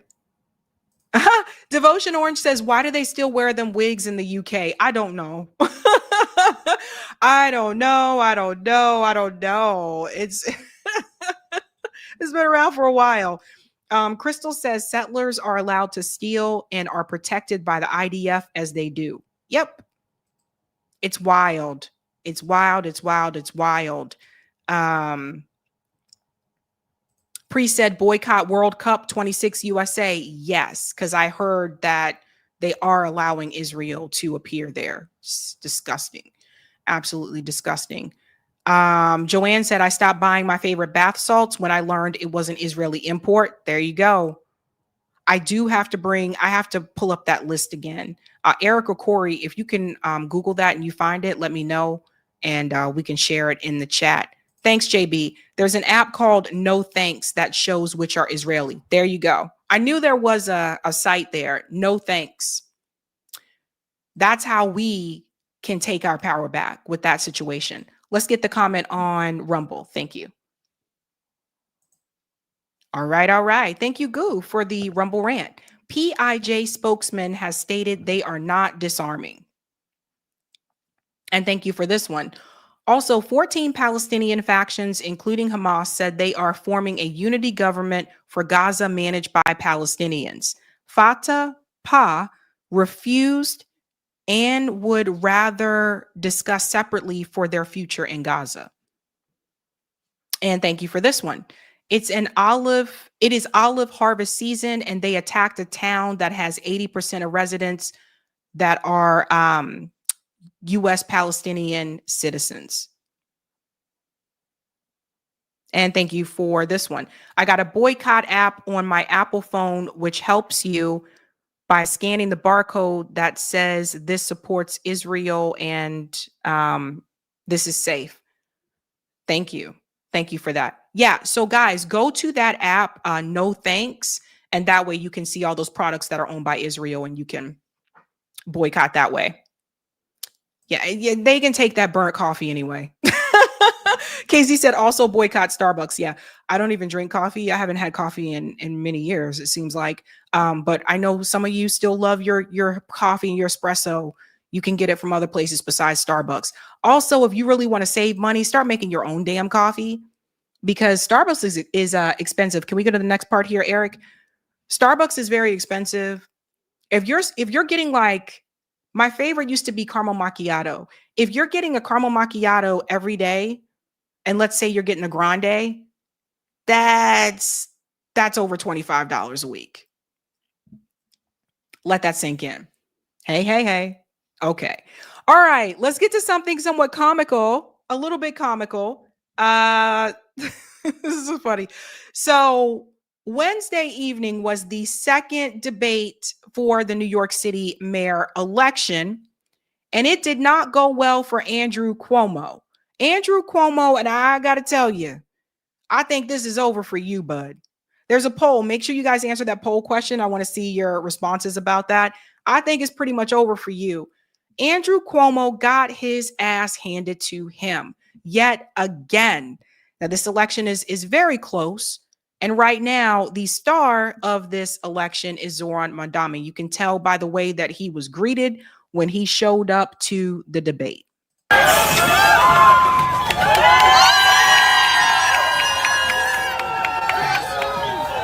how are you feeling about tonight's debate? Doing great. Great to see you, buddy. Is Tish gonna be here, PC? After Commissioner Tish is down. Guys, where he's gonna talk right at the end. Yeah, a lot of people were happy to see him. You can see the support that he has there. That person did ask about Tish. We're going to get to that. That's not a good thing because he did respond about that. But let's go ahead and start off. We got a couple of highlights here. Like I said, it just did not go well for Andrew Cuomo. He's no match for this. He's no match for this. I think Andrew Cuomo's still very old school, and he just doesn't. He's not gelling here at all. Check this one out. Good evening. Thank you to the moderators, and thank you to New Yorkers for tuning in. I know you'd rather be watching the Knicks. While there are 3 candidates on this stage, you will hear only 2 messages. My opponents, who spend more time trying to convince the other to drop out than actually proposing their own policies, will speak only of the past, because that's all that they know. I am the sole candidate running with a vision for the future of this city. Andrew Cuomo will spend much of tonight attacking me. He is a desperate man, lashing out because he knows that the one thing he's always cared about, power, is now slipping away from him. He will amplify right-wing talking points, he will share conspiracy theories, and he will do these things to make you feel that this should keep you up at night. But I've been spending the last year listening to New Yorkers, and I know what actually keeps you up. It's whether or not you can afford to live a safe and dignified life in this city. I have plans for our future. My opponents only have fear.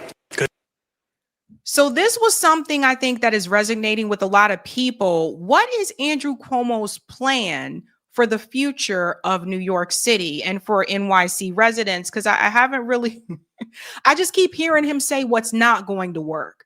Like when we were talking about the free buses, he's like, that's not going to work. We're talking about the grocery stores. That's not going to work. None of these things are going to work. That's not going to work. That's not going to work. But what is his plan? What does he want to do that he thinks is going to work? And I think that's the thing. I think that Zoran's campaign in particular, I feel like they were on the offensive. And I feel like Andrew Cuomo has been playing a lot of defense, and it's always best to be on the offense in this type of situation.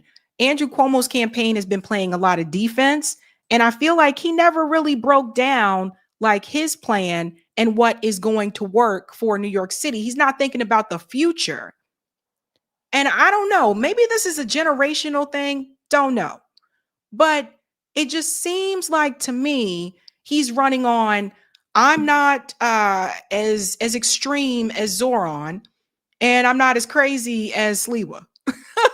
That's what it seems like, he's kind of running on. But it seems like to me, this is one race in particular where the people do care about the policies. They are concerned about, how this is going to impact them economically. They are thinking about their rent. They are thinking about groceries, the cost of groceries, public transportation. They want to hear a plan for the future. Now, regardless of how much I think Zoran Mandami will be able to get done, one thing I will say is he did make a plan. He is breaking this down. He's talking about the future. And Andrew Cuomo just kind of seems to be stuck in limbo a little bit here. And in particular, this part right here. Look, I still don't know why Andrew Cuomo decided to run for mayor. I don't know who put this idea into his head. His political career as governor of New York is not good. His track record is bad. But somehow he thought it was great to run for mayor. And of course, this is going to come up. This is Lindsay Boylan. I am one of these women. I have been legally abused by Andrew Cuomo for years after being harassed as his staffer. Now he wants to be mayor. Shame on you, Cuomo. And thank you, Zoran, for speaking out on this injustice. So this is the part that, yes, you have to reckon with this, Andrew. You wanted to run for mayor. This is not going away. Mr. Cuomo, in 2021, 13 different women who worked in your administration credibly accused you of sexual harassment. Since then, you have spent more than $20 million in taxpayer funds to defend yourself, all while describing these allegations as entirely political. You have even gone so far as to legally go after these women. One of those women, Charlotte Bennett, is here in the audience this evening. Oh, so see the look on his face? He's like, oh no, one of them is here? Oh. You sought to access her private gynecological records. She cannot speak up for herself because you lodged a defamation case against her. I, however, can speak. What do you say to the 13 women that you sexually harassed?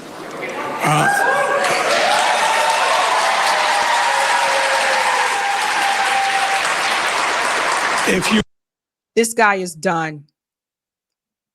I didn't know that he subpoenaed her gyno records.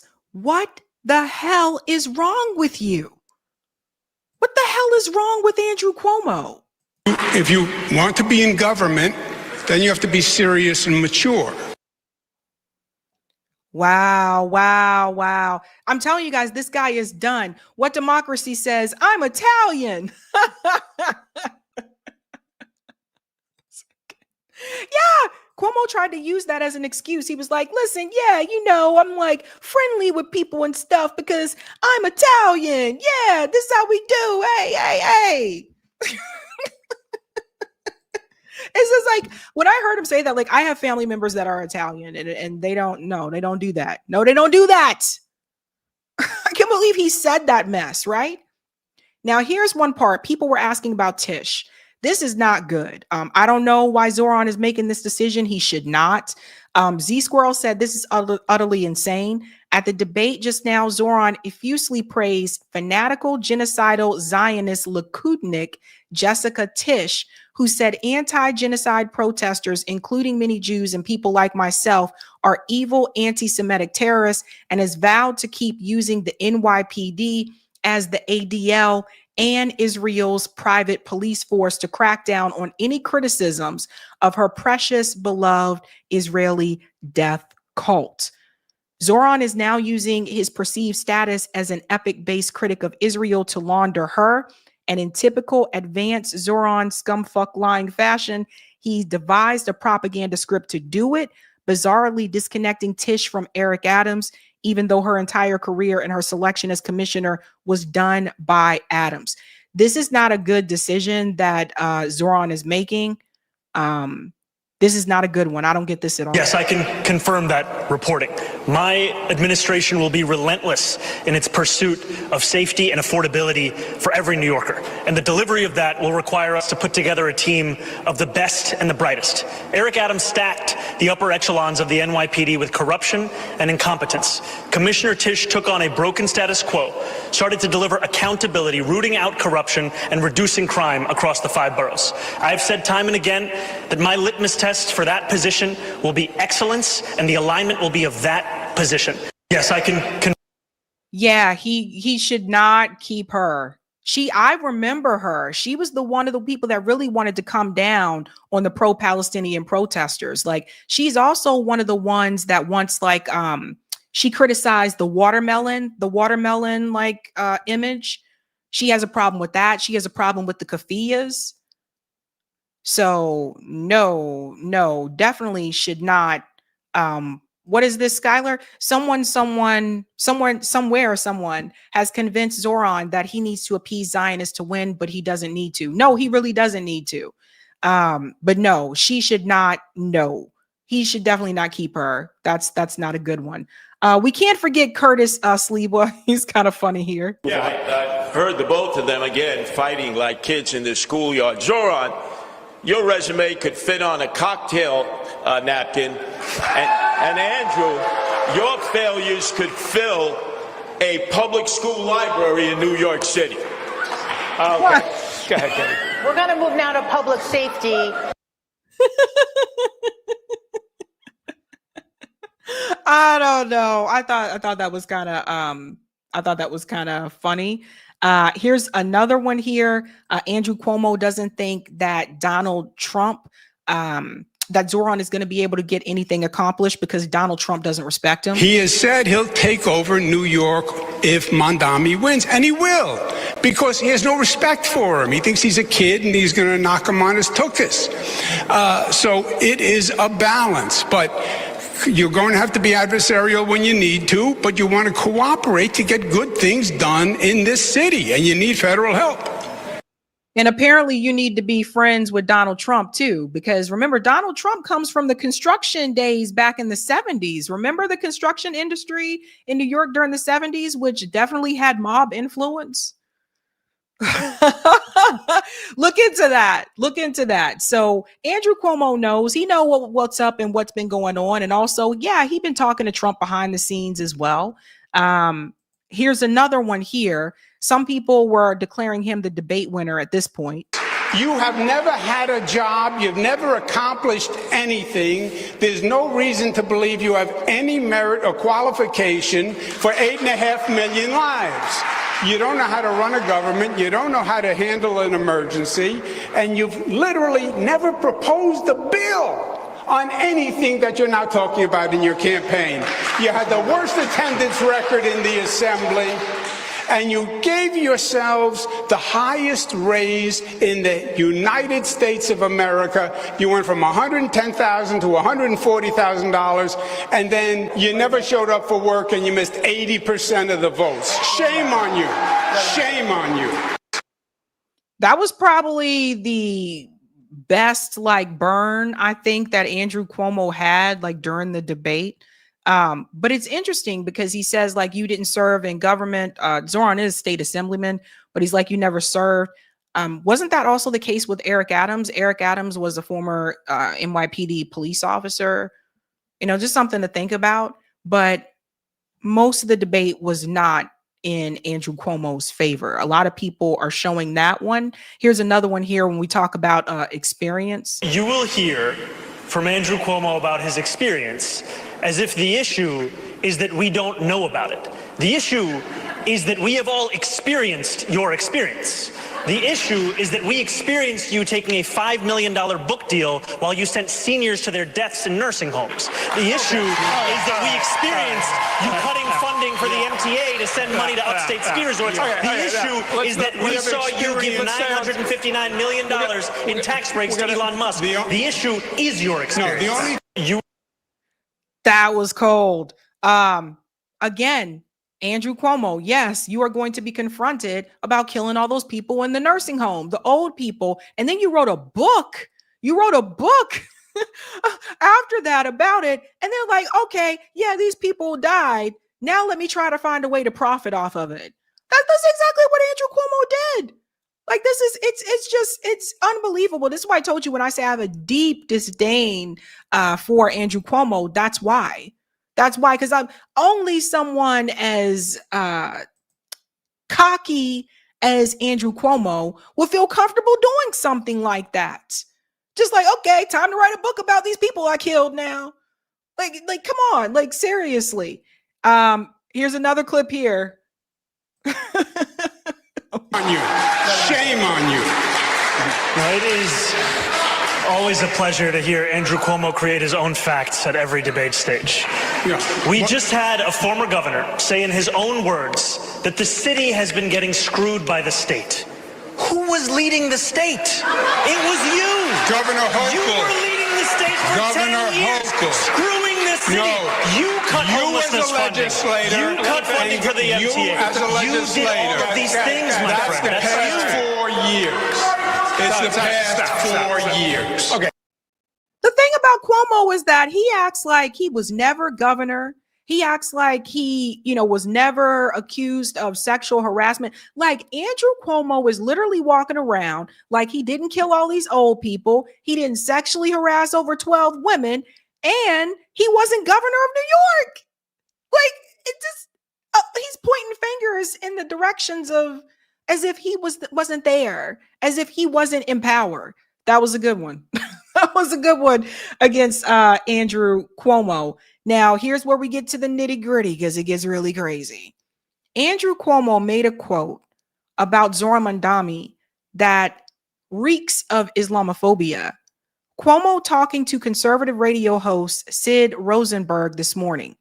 God forbid another 9/11. Can you imagine Mamdani in the seat? Cuomo asked. He'd be cheering, Rosenberg says. Cuomo paused and chuckled before saying, that's another problem.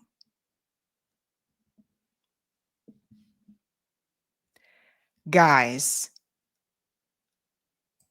that's bad. That's really bad. So because he's Muslim, he would be okay with 9/11? This is coming from Andrew Cuomo. He actually said that mess. He also made this campaign ad, and by the way, he deleted it. Andrew Cuomo's campaign just posted and quickly deleted this AI-generated ad depicting criminals for Zohran. Features a black man in a keffiyeh shoplifting, an abuser, a trespasser, a trafficker, a drug dealer, a drunk driver, all declaring support for Mamdani. Look at this. Zohran Mamdani's opponents want you to believe he's an inexperienced radical whose policies will make New York City more dangerous. But what do his actual supporters think? Mamdani isn't crazy. He's just trying to even the playing field. You know, give everyone a fair shot. Sure, he said multiple times we need to defund the police, but that was just a metaphor. And yes, he did say crime is a social construct. But that was also a metaphor. His main backer, the Democratic Socialists' ideas are common sense, such as decriminalizing misdemeanors, like shoplifting. Third See how he had on the keffiyeh? degree assault. Trespassing. Prostitution. And drunk driving. With plans to decriminalize all drugs, Mamdani will be a job creator for drug dealers. Instead of helping us homeless get off the streets and into the mental health facilities we need, he wants to give us safe injection sites to do crack and let us sleep in subway carts. These are actual policies Mamdani. See, notice how he's wearing the keffiyeh. You see the message that Andrew Cuomo was trying to deliver. This is not Trump didn't make this ad about Zohran. This ad was made by Andrew Cuomo. And the DSA want to implement on day one. When a woman's being domestically abused, she finally won't have to deal with some pesky cop to arrest the abuser, but now a social worker to help, kumbaya the situation. Breathe in, breathe out. Mamdani is finally lowering jail sentences. Guilty! But Mamdani says you're free to go. Woo-hoo! Who cares if legalizing prostitution statistically leads to an increase for sex trafficking of women and young girls by 70%? You can't have safety without equality. For unlawful abiding citizens like us, globalize the intifada. I'm a criminal. I'm a criminal. I'm a criminal. I'm a criminal. Yep. I'm a criminal. For Zohran. For Zohran Mamdani.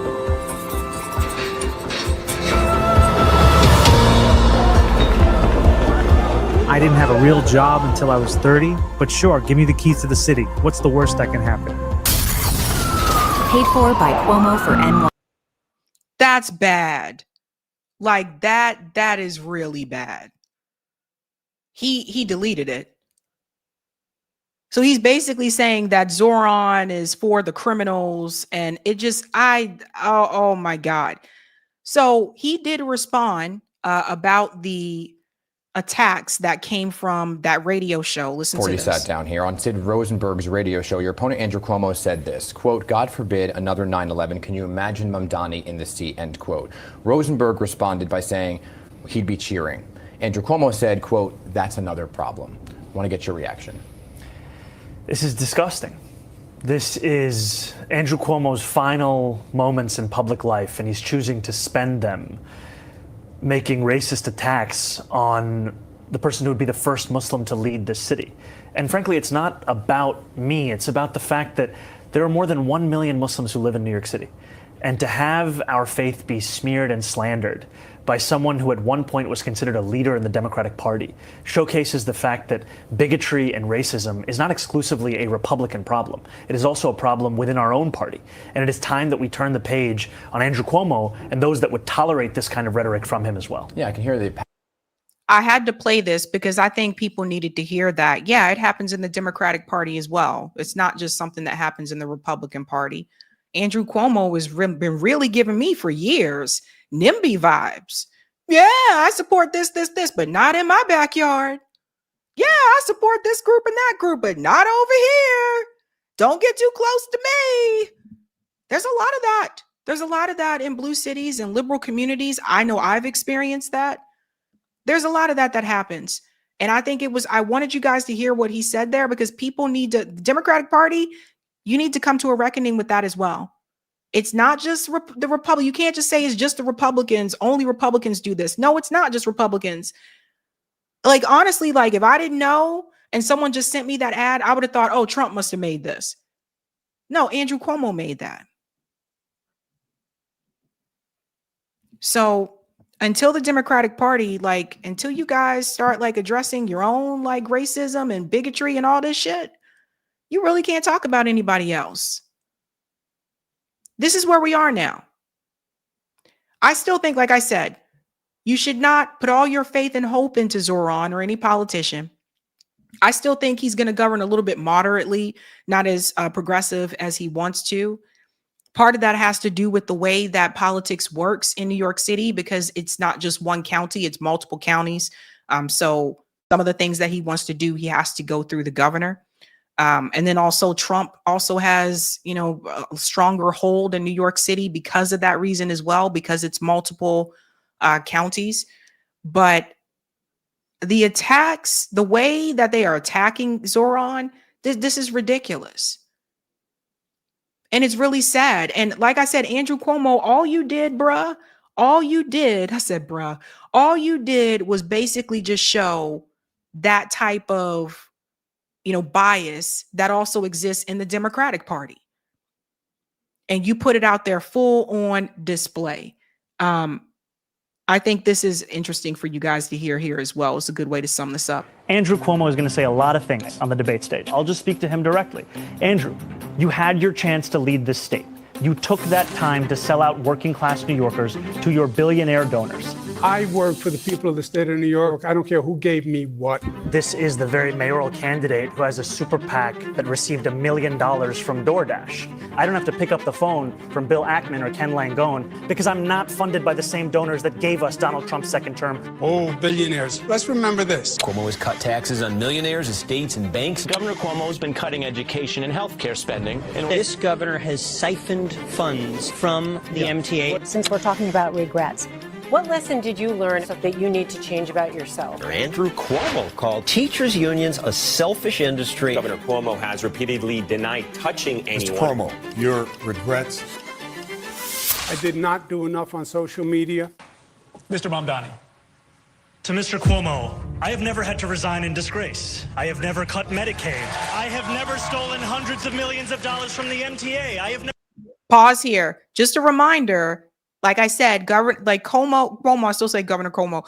Andrew Cuomo pretends like he was never governor. Yes, under a Democrat governor, he cut these things. He cut Medicaid. Don't forget about the MTA. See, all this is coming back up into the spotlight because he pretends like, yeah, I was never governor of the state. I just, da-da-da-da-da. He did not implement policies that benefited the people, that benefited the working class. And he wonders why he is losing the way that he is against Zoran. Never hounded the 13 women who credibly accused me of sexual harassment, and I have never done those things because I am not you, Mr. Cuomo. And furthermore, what I don't have in experience, I make up for in integrity, and what you don't have in integrity, you could never make up for in experience. Yes. May I?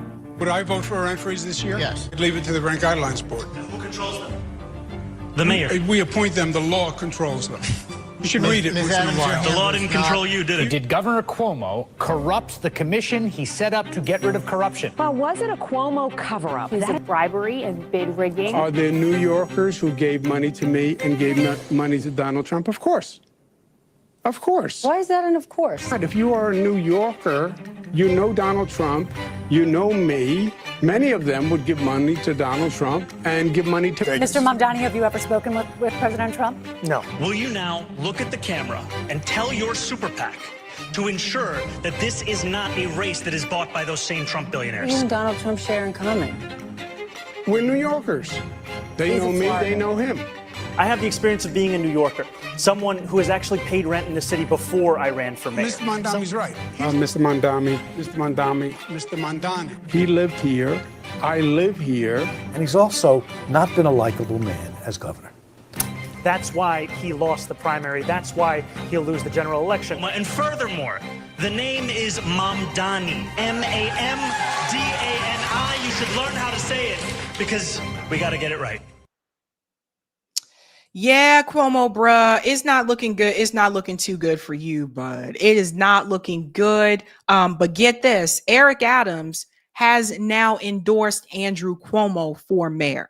I had to put this out here for everybody to see. The same Eric Adams who said that Andrew Cuomo is a snake, who said that Andrew Cuomo has gone against black candidates before and has been sneaky, towards them. Yes, that same Eric Adams just endorsed Andrew Cuomo. So what that really tells you is that even at the end of the day, Eric Adams was willing to just say, oh yeah, he's a snake, whatever, push that to the side and endorse him anyway. I wouldn't be surprised if he didn't offer him something. It's obvious to me that Eric Adams is easy to be bought. So what people need to start asking themselves is, why is it okay for Eric Adams to endorse someone who he said was a snake? Because that would make Eric Adams a snake as well. People just looking out for themselves. That's where we are, folks. So taking our power back, right? Here's the thing, and I said this before. I think Zoran would still do well if he ran as an independent. I really do. The amount of attention and time, like if he would have, after he won the Democrat primary, then run as an independent, I think he would still be doing well. But he believes in, trying to fight within the party. And you guys know how I feel about that. But I will say this. When we talk about taking our power back, Andrew Cuomo must lose. Say it with me. Andrew Cuomo must lose. He cannot. He has to lose. And I want to tell you why. If Andrew Cuomo wins, that will show you that someone who killed old people, someone who sexually harassed all those damn women, someone who profited by writing a book about killing those old people after they died, someone who cut Medicaid, someone who was in Trump's back pocket, someone who has not been there for the working class people, that would tell you that that person is going to be mayor of New York City. Andrew Cuomo has to lose. If Andrew Cuomo wins, I do not know how people even still continue to have faith in humanity at this point. This is very important. I got to be very clear about this, you guys. Andrew Cuomo has to lose. He's corrupt. I have my criticisms of Zoran. I told you again, I think he's going to govern a little bit more moderate. I do think he'll be able to accomplish the rent thing because that's already been done before. And maybe some of the other things, but I think he's going to govern a little bit more moderate. I have my critiques of him. I feel how I feel. At the same time, Andrew Cuomo has to lose. And I stand firmly on that. This guy cannot win. He's a jerk. He's a punk. He makes me sick to my stomach. I just think about the things that he said, like, oh, of course, I was nice to the women. I'm Italian. Hey. Disgusting. Disgusting. He has to lose. He has to lose because he has to see that cozying up to Trump and trying to work with Trump behind the scenes is a no-no. that leaning into Trump is a no-no. The same lesson that Kamala Harris had to learn, that leaning into Trump and leaning into Liz Cheney, all those types of things, running to the right on certain issues is a loser. So Andrew Cuomo has to lose. You ain't got to like Zoran. You ain't got to be like, yay, go Zoran. I'm not even asking you to cheer if he wins. But I am asking that Andrew Cuomo lose. He is a cancer on New York City. He is a cancer on New York State and has been for some time. And I hope he lose also, because I really want his brother, Chris Cuomo, to shut the hell up. For once, shut up, Chris. Shut up. That's how I feel about that. That's how we take our power back in this particular situation. He got to lose. Let's go to some of the comments, ladies and gents. Hey. Thank you for the super chat, Geo. Boycat is a good boycott app. Oh, scan barcode and it tells you what's up. All right, I have to add that one to my list. Hey, boycat. Thank you, Roger. Rockfin. Okay, I think I see it down there at the bottom. We'll get to that. Thank you, Kinman. But Sliwa was shot 5 times. I know, Kinman. Thank you, Mountain Star. Love catching up to Sabby turning up the heat at 2 times speed. Whoop, whoop. I probably sound funny if you speed up the video. Thank you, Elvis. Thank you for another great segment. Where can I find that work behind your left shoulder? Oh, this picture. Elvis, email me. Can you email me? My email address is in the description box of all my videos. Email me asking for the picture that was behind me, and I'll send you the link to it. What Democracy says, I'm Italian, hey! You're welcome, bruh. Bruh says, thanks for the shout out. All righty, let's go to Rockfin. Thank you. Hey. Thank you, Roger, for the tip on Rockfin. 38 states through executive order or law passed anti-BDS laws. Now, if you live in a state that allows you to run veto referendums to repeal laws, then run them. Thank you for this one. When Mondami did that, I automatically thought of when Trump brought all of Hillary's husband's accusers with him to the debate. Cuomo can't talk policy because, well, just say, well, you ain't do that from a more powerful position as governor. What we supposed to believe? Why are we supposed to believe you as mayor that you can do it from a less powerful position? And thank you for this one. Cuomo passed law allowing local government to regulate the local PD. De Blasio got rid of qualified immunity for the NYPD, violating your 4th and 8th Amendment rights. Zoran can do to make up for Tish in expanding to include violation of First Amendment rights and to expand to all those who work in government so you can hold NYC officials accountable, elected, appointed, or civil servants. This way, we protect ourselves from the NYPD and other government neglect acts. And thank you for this one. Oh God, I've been waiting for someone to put Cuomo's dirty laundry out there on Front Street. Besides talking about sexual harassment, did they mention how he closed hospitals, making us unprepared for the pandemic? What about refusing money from Trump's for Medicaid funding, then cutting $5 billion in New York State funding, 18 years New York State, one income inequality, rent rates skyrocketed under him. Yeah, it's a lot of dirtiness that he did. A lot of dirtiness. Let's go to the next part for Tight VNC, Eric. For this next story, we're going to take a glimpse back in time so that you can understand why we are where we are today. I remember it like it was just yesterday.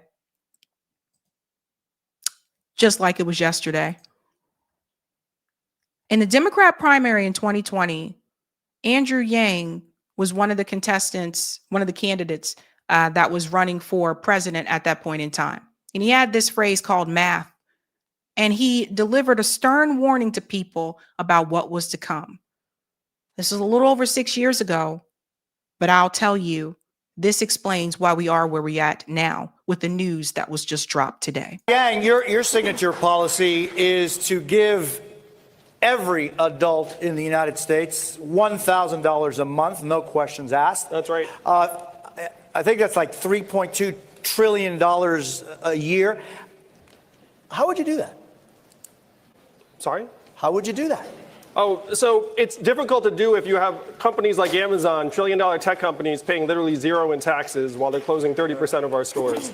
Now, we need to put the American people in position to benefit from all these innovations in other parts of the economy. And if we had a value-added tax at even half the European level, it would generate over $800 billion in new revenue, which combined with the money in our hands, it would be the trickle-up economy from our people, families, and communities up. We would spend the money and it would circulate through our regional economies and neighborhoods, creating millions of jobs, making our families stronger and healthier. We'd save money on things like incarceration, homelessness services, emergency room health care, and just the value gains from having a stronger, healthier, mentally healthier population would increase GDP by $700 billion.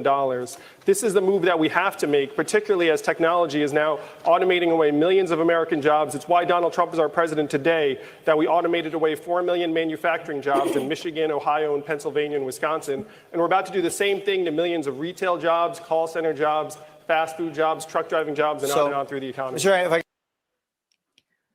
This was a stern warning from Andrew Yang in 2020 about what was to come.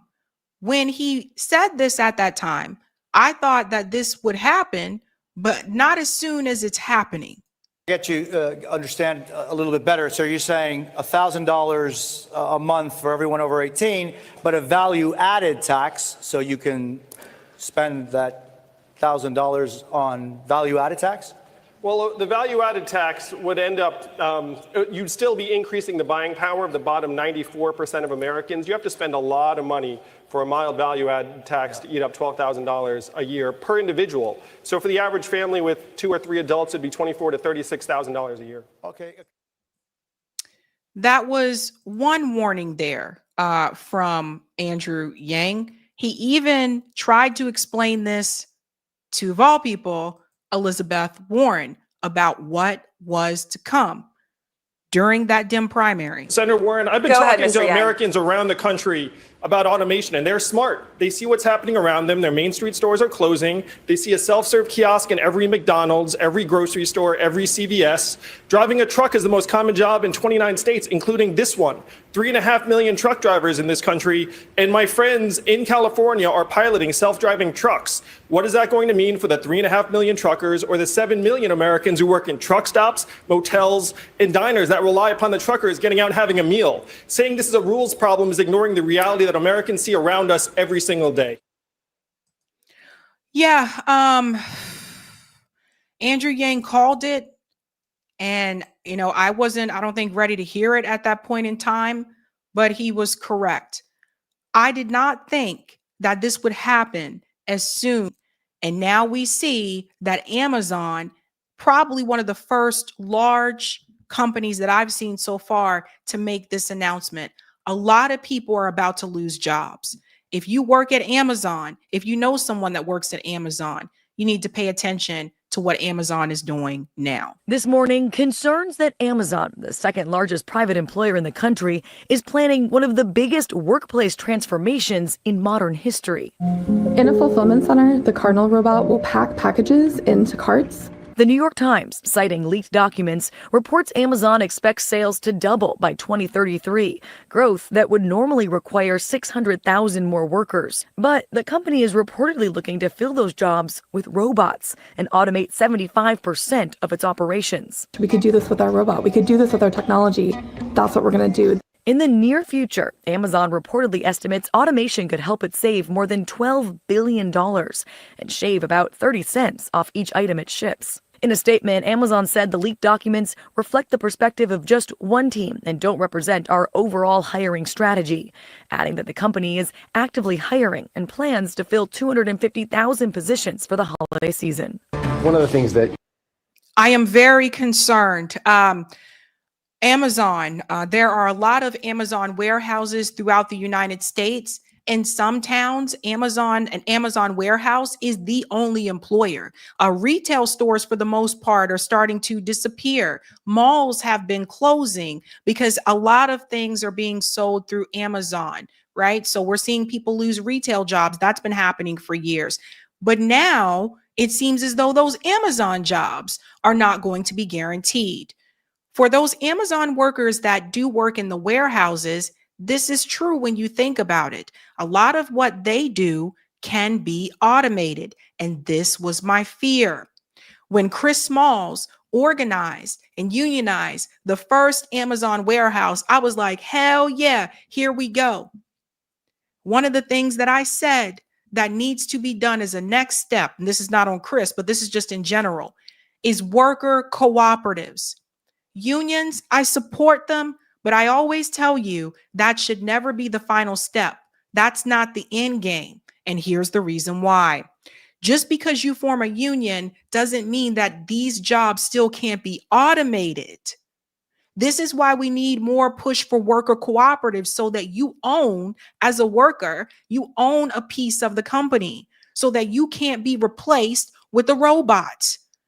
And this is the reality that we are facing, ladies and gentlemen. This is where we are headed. We're looking at 600,000 people may lose their jobs because Amazon doesn't want to pay people what they should be paid, and they don't want to give people real benefits either.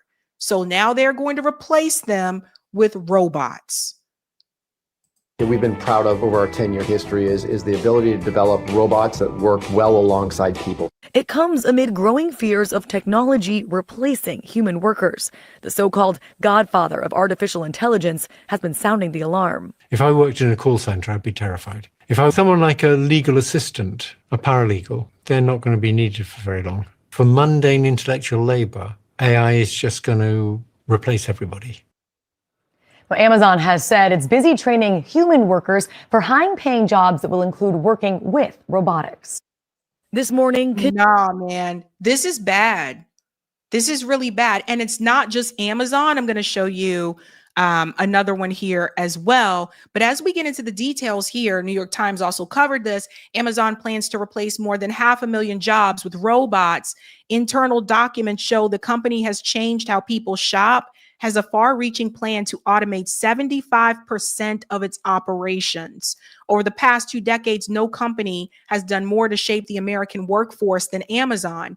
In its ascent to become the nation's second largest employer, it has hired hundreds of thousands of warehouse workers, but an army of contract drivers, and pioneered using technology to hire, monitor, and manage employees. Now we jump forward here. Amazon's workforce has more than tripled since 2018 to almost 1.2 million. But Amazon's automation team expects the company can avoid hiring more than 160,000 people in the US it would otherwise need by 2027. That would save about 30 cents on each item that Amazon picks, packs, and delivers to customers. Executives told Amazon's board last year they hoped robotic automation would allow the company to continue to avoid adding to its U.S. workforce in the coming years, even though they expect to sell twice as many products by 2033. That would translate to more than 600,000 people Amazon will no longer need. And listen, I'm not afraid to say I was wrong. Andrew Yang was right about this. I didn't think this would happen as soon as it is. And it's not just Amazon. Check this out. Goldman Sachs is rolling out an internal AI assistant to 10,000 staff for drafting, summarizing, code translation, with plans to scale across the firm. Leaders say the end goal is an agentic coworker that behaves like a GS employee rather than a simple chat bot. The first wave focuses on email summarization, proofreading, and translating code between languages to speed repetitive work. The AI agentic can plan a sequence, call tools, and take steps to finish a task on a user's behalf, not just an answer prompt. Goldman Chief Information Officer Marco Agenti says the system should learn to check its own work and absorb the firm's style over time. Look at this here. Analysts expect automation to reshape staffing, with Bloomberg Intelligence projecting up to 200,000 bank jobs at risk as routine tasks get absorbed by AI. So for the bankers, Goldman Sachs starts process of replacing bankers with AI. Now we're seeing it's getting to this point. Listen, people are really safe. And I'm going to say something else here. If you're a receptionist, just some of the jobs I can think of, automatically that can be easily automated. Coders, receptionists, they mentioned paralegal even in that other Amazon video. I'm thinking about data analyst, some of the admin jobs, admin assistant, executive assistant. Like some of these things can just be automated. I mean, it's really going to get to a point where you can't point to someone and say, you shouldn't have majored in that in college. You should have chosen a different major. Because none of these jobs, especially a lot of the admin jobs, they're not really safe. Not even the blue collar jobs, like the warehouse jobs, they're not safe. And this is why when people said, well, if Trump gets the illegal immigrants out, that'll open up jobs for us. What do you remember me saying after that? I said, what makes you think that these employers are not just going to find another way to have cheaper labor? And here we are. They still don't want to pay people living wage. They don't want to give them full benefits.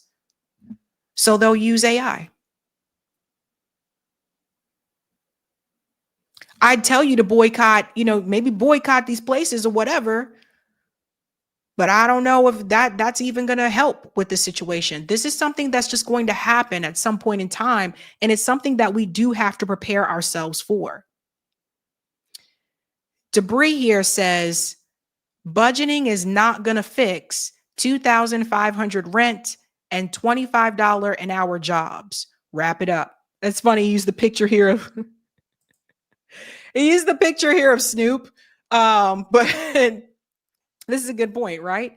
So when we talk about taking our power back, how do we fix this situation, right? Because AI it's already happening, it's going to happen. There's only so much we can do about that. However, this is where mutual aid is going to be important. People are going to lose jobs. People are still losing jobs. I have a friend I know right now that's been looking for a job for 6 months since they got laid off. And we're in the Boston area, Massachusetts. You think it's easy? Come try your luck. I think it's even harder when you get laid off to find another job. They thought they would have another job by August. They still been looking for work. It's not easy out here. And this is where building dual power is really going to come in, right? We talk about taking our power back. That's where the mutual aid comes in. When people lose these jobs, people still have to pay their rent. People still have to get groceries. They have to take care of their families. And this is where, one of the things we learned from the Black Panthers is they were there for each other as a community. So when those things happen, they would take care of each other. Now more than ever, we need to establish mutual aid systems in this country, more of them. There are some of them. I do mutual aid. There are other mutual aid chapters. My comrade JB Font does mutual aid as well. I'm from RBN, and of course, Rome, who taught us how to do it. Rome's been doing it for years. And I'm here to tell you, with everything happening with the SNAP benefits, there are already a couple of states that they're not going to be able to fix this issue. Missouri is one of them, from what I understand, and Pennsylvania, which I told you about a couple of days ago. People are going to need food. People are going to need help. And so if you want to do mutual aid, but you don't know how to do it, you can come to my workshop. Corey, can you sign into this? Erica, Corey, can you sign into this newsletter? You know how this thing goes. Oh, there it is. Okay, here we go. All right, thank you. You can come to my workshop this Saturday. The way that you attend this is you need to sign up for my Substack newsletter so you can get this, because this is where I send the Zoom link. The mutual aid workshop is this Saturday, October 25th at 11 a.m. ET. when you sign up for my Substack, you'll get this email that you see here. You'll see this newsletter. Now, I already sent it to people. I've been sending it a couple times a week. The next time I send this will be Friday afternoon. Okay? If you can't attend this workshop, I do this every month. So monthly thing. It's free. You can sit right there in your jammies and turn your camera off. You don't have to take notes. I record it and then I send the recording to you. So this is really crucial, you guys. We have to build dual power, and we have to get more people doing mutual aid, whether it's whatever you know how to do. And I'll explain this in the workshop. I go through all of this.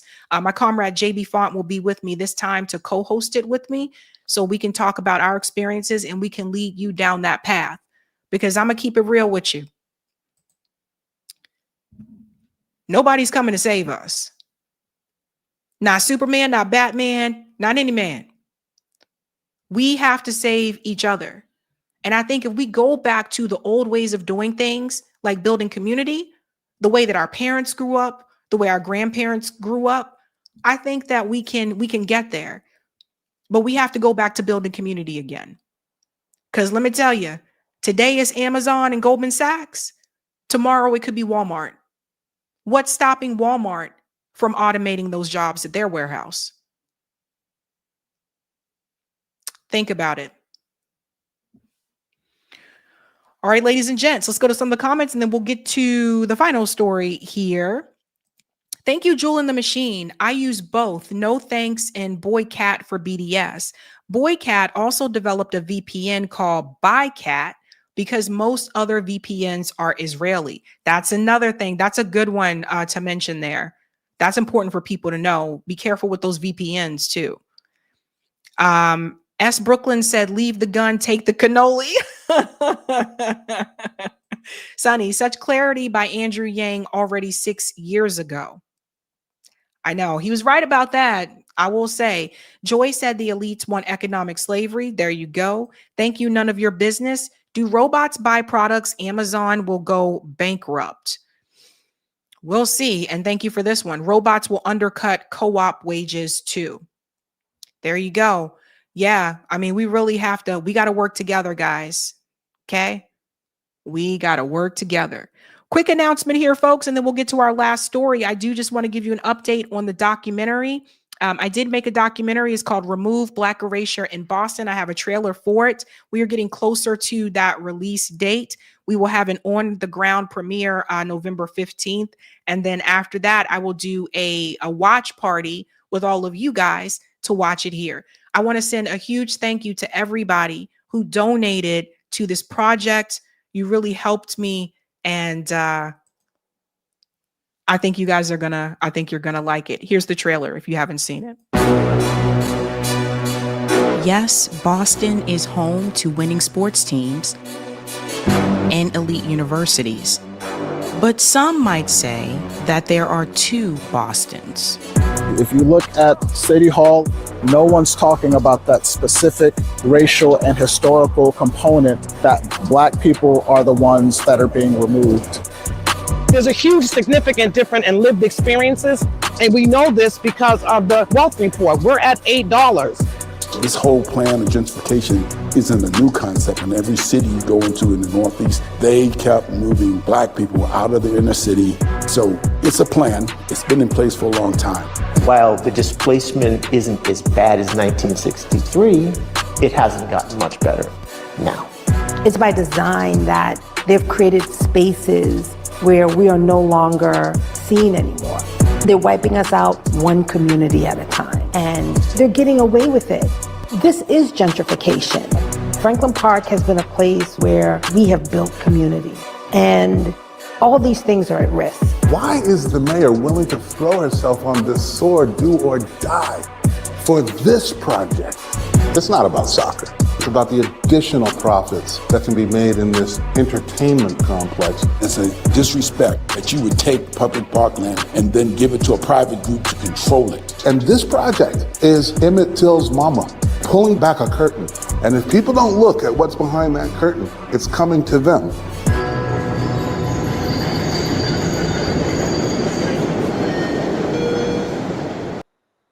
All right. I'm so excited for that, you guys. Again, I couldn't have done it without your help. You guys, I know a lot of you donated to this project, and I was so thankful that I found an amazing editor, and he's been doing a phenomenal job. So looking forward to that. Okay. All right, ladies and gents, we're heading to the last story. Again, we're going to talk about taking our power back. Tucker Carlson spoke at a Turning Point USA event. Interesting, considering that's not what the donors want. We all know this because of the Charlie Kirk stories that have been released. But he did speak there. And it's not like he stood there and gave a long speech. He took questions from the audience. And I think you need to hear what the young people had to say. So you can see it here, the entrance. Tucker Carlson is at Indiana University for a TPUSA event, and it is packed house tonight. Certain donors are not going to be happy about this. No, they're not. They were cheering for him.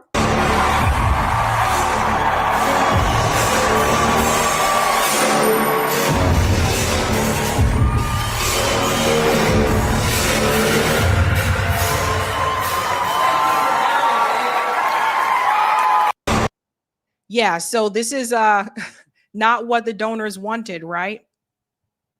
Isn't this like not what the donor class wanted? But here we are. So it's happening anyway. That's what Charlie Kirk wanted, according to the messages that we saw. And I think you need to hear what some of these students said to Charlie Kirk. Of course, I'm not Charlie Kirk, excuse me, said to Tucker Carlson. Of course, Charlie Kirk's name was mentioned. There was brief talk about that, but also there was discussion about what is happening to the Republican Party and the fracturing that these young people are noticing. And this is why I say I really think we have to look towards the young people. We have to give them a little bit more credit. These kids are waking up, especially when it even comes to foreign policy and the deep state. Let's go ahead and get started here. Early, first going on college campuses, which I haven't really visited since I left college in shame 35 years ago. But I love the idea of people being able to ask any question they want. And I just have spent my life giving a ton of speeches and taking relatively few questions. So I am grateful I'm the beneficiary of this. So without further ado, I just want to take questions. I can speak forever. If you ever had dinner with me, you know that. I could probably speak for 3 hours and another thing. But I would much rather hear what you think. And I should also say, by the way, my wife left for the week to visit one of our children, and I had the dogs. And so I guess I need a household staff. But anyway, I thought, we were in Maine this morning. I was like, you guys want to go to Indiana? Okay. So they came. So I hope they won't be a distraction, but they're very nice. We hunted this morning, actually. They're great dogs. So the one thing I've been asked to say is that disagreements take priority, and Turning Point will help bring you to the front of the line. Whatever that means. So without further ado, please hit me with your questions. You can't hurt my feelings. I will answer as honestly as I possibly can and as cheerfully as I can. And, feel no need to be cheerful to me, but I will be to you. So first question. Here we go. Tucker, this is awesome. Thank you for being here today. Oh man, thank you for having me. Big fan. Here's my question. So one of Charlie's gifts was bringing the different factions of the right together under one movement, supporting Maga, supporting Maga, and help to get Trump across the finish line, as well as, I know Charlie and you both worked to get JD up there, which is amazing. 48, let's go. How do we keep that without Charlie? We're already seeing the Republicans, let's battle over group chat, let's battle over foreign policy. And it's like they don't want to keep together what Charlie built. I strongly agree with that. And it was about maybe 24 hours after he was murdered that I was obviously close to him, and I was so emotional about his death, and so sad for Erica and the children that it took. Pause here for just a second. So do you see what that guy, and he seems to be a Trump supporter, he had on a MAGA hat. Do you see what he's noticing? He's noticing the fracturing there that's happening in the Republican Party. So that guy is noticing that. And I think a lot of the younger people are. And this issue of Israel seems to be one of the driving forces. But like I said, now we're also starting to hear other issues, right? Not just the Israel thing, but also about, hey, why aren't we taking care of people right here in the United States? Now, listen, the whole Make America Great Again thing, I thought that was supposed to be a part of that, right? And so people are starting to realize, wait a minute, if we're sending money over there, we're not investing here. People are losing jobs. Prices are still, expensive. Like things are still expensive. What exactly are we doing? Now, here's the thing. We've heard this from progressives. We've heard this from the left for years. But now you're starting to hear people that did support Trump say the same thing. And that's because it is a class issue. And I think that what continues to keep us divided is these political parties. I think if we didn't have political parties, I don't think we would be as divided in this country. I really don't. You got team red, team blue. Yeah, that's not to say things would be perfect. They wouldn't be perfect. We would still have our issues, but I don't think we would be as divided, because then we could focus more on the material things like, oh my God, I can't buy a house because my rent is so expensive and the home prices are so expensive and I can't even come up with the down payment, but I graduated from college and have a degree, but they're not paying me a living wage. Things like that. But imagine if we did not have political parties in this country. Things could be very different. It took about a day to realize the political implications of this, which are real. They're not paramount. They're not the most important thing. The most important thing is Erica and his son and daughter. But, the country really benefited from Charlie Kirk, and benefited for that specific reason that you articulated so well, his ability to bring people together who had most things in common, but not everything, that ecumenical spirit, which was really necessary. I don't have that. I mean, I'm a completely alienating person. Like, people like me or hate me. It's like, I wish I wasn't that way, but I am. Charlie wasn't, and he could hear people who had views that weren't precisely his and say, I think I know what you're saying, or I agree with a lot of what you're saying, and we agree enough that we should be together on this. And I don't know who can do that. It's very obvious to me that the Republican coalition is fracturing over foreign policy, Israel specifically. And it's such a shame. It's such a shame. I mean, I obviously have strong views on this, which I've articulated and made myself even more hated, but it's not the only thing I care about. It's the only thing its advocates care about, that's for sure, which is really a shame. But I would say on most things, the people I've battled with, Mark Levin or whatever, I agree with Mark Levin on a lot.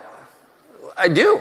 I don't know. I mean, I'm very pro-family. I'm passionately pro-life. I think he is also good. Like, it would be worth being united on those things.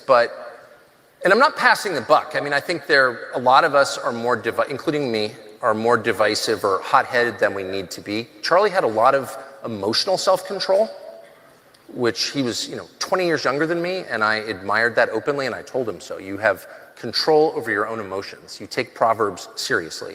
Control your emotions. That's always been a struggle for me. That's a prerequisite for bringing people together, is curbing your tongue, not saying sharp things that you could say. But so I'm not passing the buck. We're all at fault. And the worst people in the world are going to benefit from this if the fracture remains. But I will say that on the foreign policy question, the advocates of neocon foreign policy literally only care about that, from what I can tell. And I would just urge them to, broaden your concerns a little bit. Yes, I understand your emotional connection. I get it. And I'm willing to make allowances for it. But, slow down a little bit. You don't have to hate people just because they don't worship Bibi or something. Like, that shouldn't be the make or break issue. It's a foreign head of state. Like, settle down. But the problem is, the reason why it even got this far to begin with is because for the longest time, neither of these parties really question Israel the way that they should have. It took the genocide to happen. Yeah, there were people within the Democratic Party in particular that were pushing back on Israel. It was like, oh, we got to support the Palestinian people. Jesse Jackson was one of them at one point in time. But the reality is not the way it is today. And that's how we got this far. And it's insane. Like it baffles me, like for the life of me, when I hear someone say we're just supposed to support Israel just because. Like we're literally supposed to put people here last to make sure that Israel is safe and Israel is secure. You don't have security here. Do you have did anybody have security in 2008 from stopping these banks from taking their homes? You see what I mean? Like we don't even have those things here. But it's just weird to me. It's been, entrenched into people's minds that like you just have to do it because we say so. And more people are pushing back. So when Tucker Carlson says, Benjamin Netanyahu's the head of a foreign state. Yeah. But it's not just Benjamin Netanyahu. It's Israel in particular. We should never put, and this is something I would ask you guys. If you have a family, like say you have kids, and then, maybe a neighbor down the street also has kids. Are you going to let your kids starve? It's not that you don't want to help your neighbor's kids. You can if you will. But are you going to let your kids starve and give all your food to your neighbor's kids? You have to take care of home first. And if you can't take care of home, we can't take care of anything. And we have problems here that we have to deal with. So to me, it's just weird that like either party, like more people weren't like, wait a minute, why are we giving money to Israel? And we haven't fixed things right here in this country. And so I think that what is something that should be very obvious is just not obvious or has not been obvious to a lot of people for a long time. And now people are being like, so Tucker Carlson, Marjorie Taylor Greene, who's the other one they're coming after now? Thomas Massey, right? So they are being told that they're not MAGA now because they don't support Israel. It's baffling to me. Just baffling to me. Ay. And hopefully they will. Hopefully they will. And I do think when 7 million people take to the streets as they did last weekend, I know they were all like elderly boomers and everyone's laughing at them, but that's a lot of people. And that suggests a very high level of organization and coordination. That's formidable. That's not a joke at all. And I'm not laughing at that. I think it's totally real. And those people do not share my values at all, like at all. And some of them, not all, probably not most, but some of them are scary. I don't want those people in charge again. I saw what happened last time. So like, think big picture for a second. You know what I mean? Awesome. Thank you so much, Tucker. Thanks.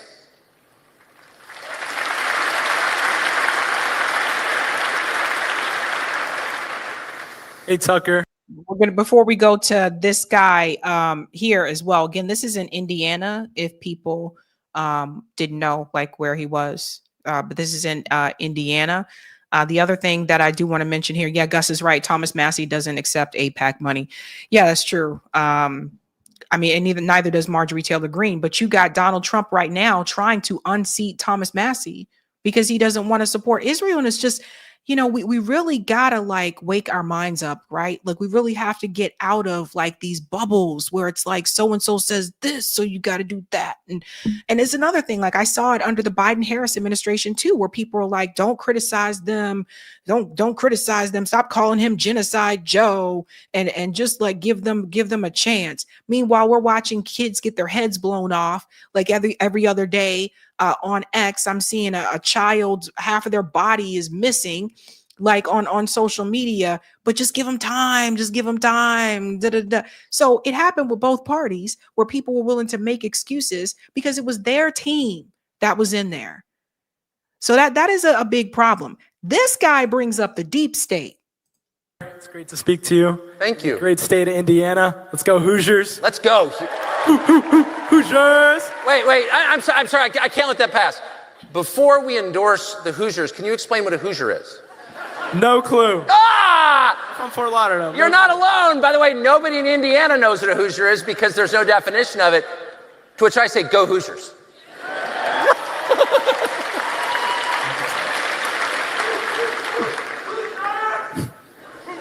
So I had a big kind of question here. I like the big ones. Hit me, baby.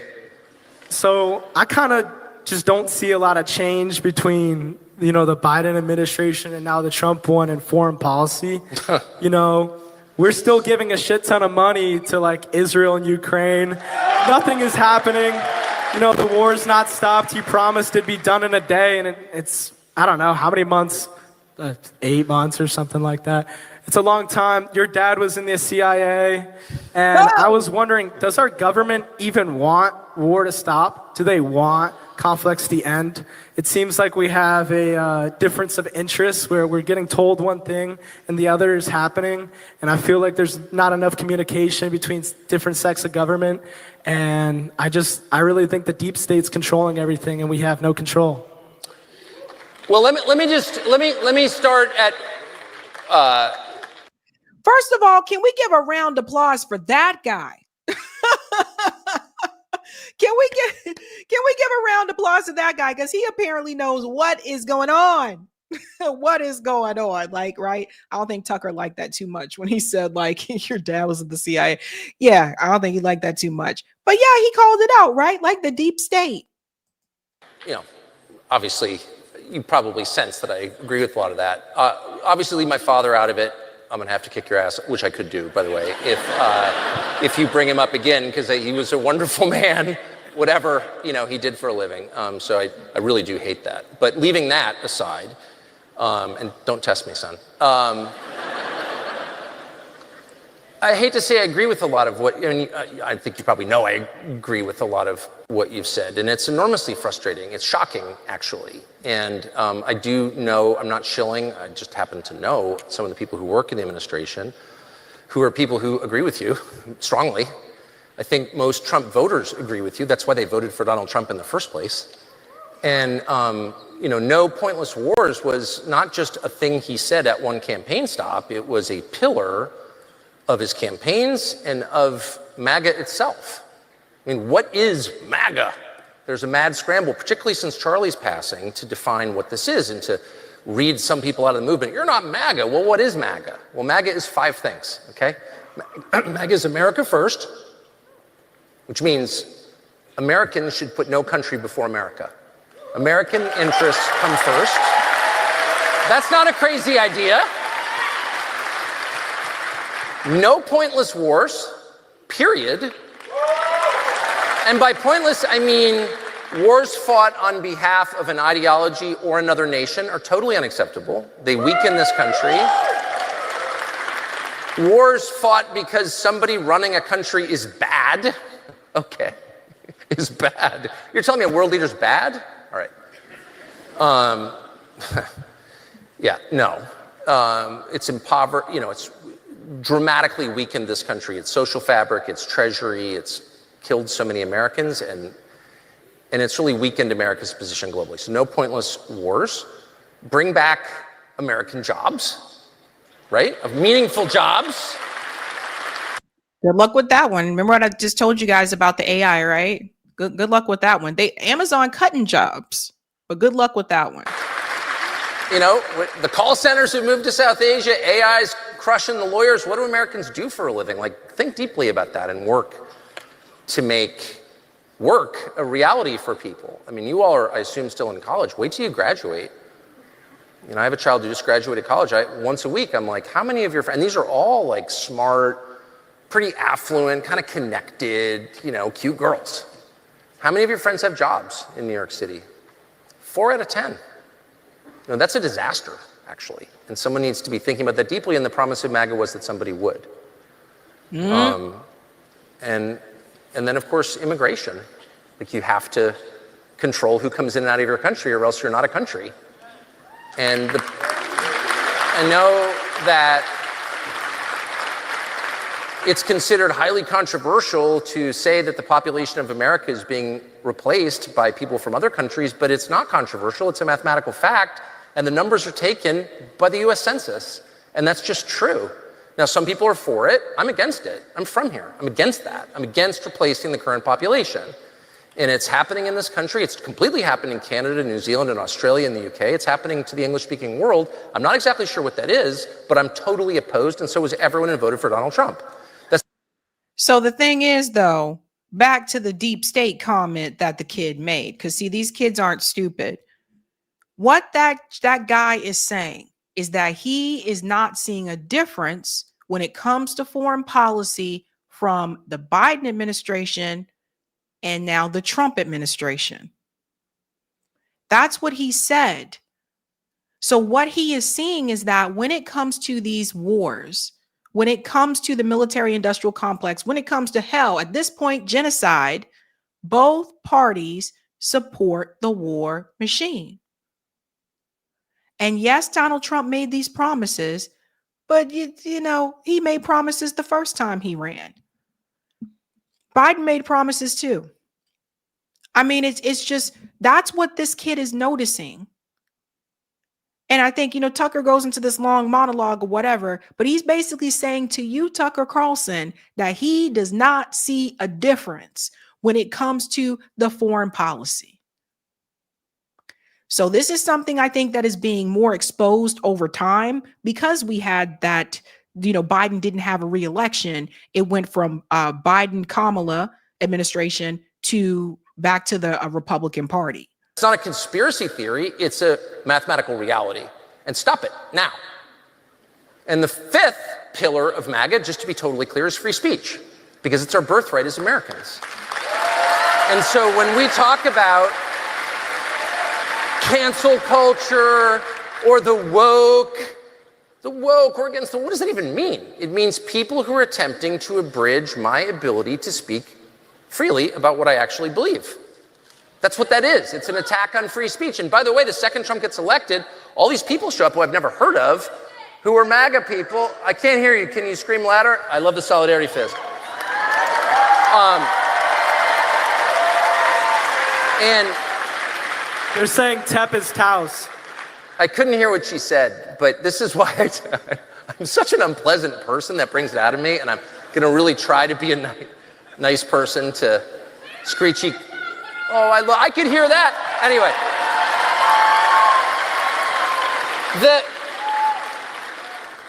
there's all of a sudden this attempt to limit what people can say in public, and it's by people who claim to be MAGA. It's like insane.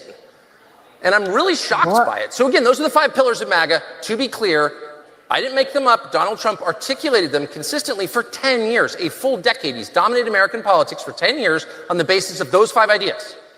And a central one of those 5, the 5 pillars of Donald Trump, is no pointless wars. He ran on it. He talked about it extensively. He explained why he thought it, including in interviews with me. And, I will give allowances that the world is super complicated and conflicts are very hard to end. Easy to start, hard to end, which is why you don't enter into them lightly. It's like marriage. Pretty easy to get married, go to Vegas, hard to get divorced. And that is true for wars. And so I will allow that because I'm familiar with some of the details. It's hard. What that gentleman was looking for Tucker Carlson to do in this moment was to hold Donald Trump accountable for not upholding what he said he was going to accomplish. Tucker Carlson, along with Marjorie Taylor Greene, they still don't want to call out Trump. They still don't want to point their finger and say, hey, he ran on these things. He's not doing it. And now Tucker Carlson, I don't know what his reason is for doing it. Maybe because he still wants some access. And like he said, he does have friends in the Trump administration. So there's that too. Could be an access issue. I don't know. But that gentleman is looking for Tucker Carlson to say, you know what? Donald Trump didn't do what he said that he was going to do. How hard is it and how difficult is it for Tucker Carlson to say that? What I just said. That's what he is looking for. And he went into this long speech here about getting married and all these other analogies. And then this other gentleman here that approached him, this guy's funny. He decided to call out Tucker Carlson's past as a journalist. Listen to this. I wonder, for you, like being at CNN, being at Fox, and like you say, you're all against disinformation, but you were, up there with Sean Hannity, just repeating talking points, on Fox News with that Rupert Murdoch and Roger Ailes were just telling you to say. That got the Tea Party started. You can't tell me that you weren't conscious that you were spreading disinformation. In 2020, wait, hold on. You've already. I had an example. No. I'm gonna need. First of all, I never got talking points from Ailes or. Okay. Well, I'm sure they didn't directly give them to you, obviously. Okay. Well, I worked there for 15 years, so if you're interested in what it was like, I'm happy to tell you as honestly as I can. It's just, but let me just ask what disinformation means. I think disinformation can come across in a lot of. No, but what is it? Ways. What is it? It is purposefully trying to mislead people. So it's lying. It can be, yeah. I mean, that's an example. Let's just call it lying. Yeah. Okay. And it doesn't have to be lying. Just that's a lie. Okay, so we just cut 3 syllables off the word. That's a win. Okay. That's a Doge move. We went from disinformation to lying. All right. Yeah. So like, do you not feel like you've been part of contributing to the rise of essentially just people gaslighting each other and just like, what are your What's gaslighting? What are your personal convictions? Like, do you sometimes forget what you actually believe versus like what you thought? How old are you, son? Too old. I'm old. Don't worry about it. Okay. I remember. I've seen you for a lot. Like the text. Yeah, I was about to say. Like when you texted, okay, well, I can't wait for Trump to, I hate him with passion, like with a passion. Like you had those came out in court, and that's what you thought. But at the same time, you were actively supporting Trump and the whole 2020 election situation. So that's disinformation right there. Okay, so you're giving me a lecture about what I think, and I do think. Okay, I'm sorry. Go ahead. I promised in the spirit of Charlie. I would not use profanity from the stage. It's okay, I'm French. You can shit on me all you want, dude. Okay. It's called merde, son. Okay. I would, rather than tell me what I think or what my experience was, I think and I've done that to a lot of people. I've told people what they think. So I've committed that sin. So I'm familiar with it. I'm not judging you, but I'm just giving you advice. It's more evocative, it's more productive to ask what people think. That's what I'm trying to ask. And so you're saying you participated, I think you're saying, in a lot of things that were false and bad for the country. And what do you really think? Yeah. So I would answer your thought process. I would answer your second question first. I really try to be as transparent as I possibly can. I think you just scoffed in the microphone. I mean, there was text that came out in court finally. Would you like to know what that was? Because I'll tell you. I'm sure everyone would love to know. Yeah, when the Dominion lawsuit. You're one of the most annoying people I've ever dealt with. This is why I don't come to college. No, but hold on. I'm gonna no. Triggered. Here's the thing. I think what he is referring to, the young guy in the audience. Remember when I believe it was Tucker Carlson and Rachel Maddow? They were able to argue that they were technically infotainment. I think that's what he could be referring to. But yeah, he got triggered real bad. No, hold on. I'm going to apologize. I just want to apologize for saying that. Okay, so. That's such an honor. Yeah, I know. My views are like on the internet, and I don't work for anybody but me. I'm in business with my college roommate. I have no incentive to ever lie at all, and I really try not to. I supported the Iraq War pretty vehemently. I supported the nomination of a Supreme Court Justice, Amy Coney Barrett. That was a huge mistake. Sorry. I think not what I thought she was. I support John Roberts. I support, what's the list of dumb things I've supported in my life is very long. I think I've learned something from those mistakes. I'm happy to admit how dumb they were. I've spent the last 22 years trying to atone for my support for the Iraq War. I appreciate that. And hold on, I'm not. Okay, now you're annoying me again. Oh my God. Not here for your affirmation. So I would say, as to the text specifically, you want to actually know? I mean, are you even willing to hear it? I'll tell you exactly what that was. Those are between me and a producer of mine who I really love, who I still am close to, and that was about It was in January after the election, and Trump was saying they stole it from me. And I called the White House and I said, I'm totally willing to believe that. I mean, Zuckerberg puts, $400 million into the mechanics of elections. I don't think he's doing that because he believes in good government. Like, what is this? It's clearly their stuff. And I say to the White House, someone specifically at the White House, give me examples. And he says, I have got a great example for you. I've got 7 or 8 dead people who voted. And the beauty of that claim was it's provable because they're death certificates. And we've got the death certificates and we've got the obits, and they voted, and they're on the voter rolls. We know they voted. It's not just about this particular issue, though. It's not even just about that particular issue.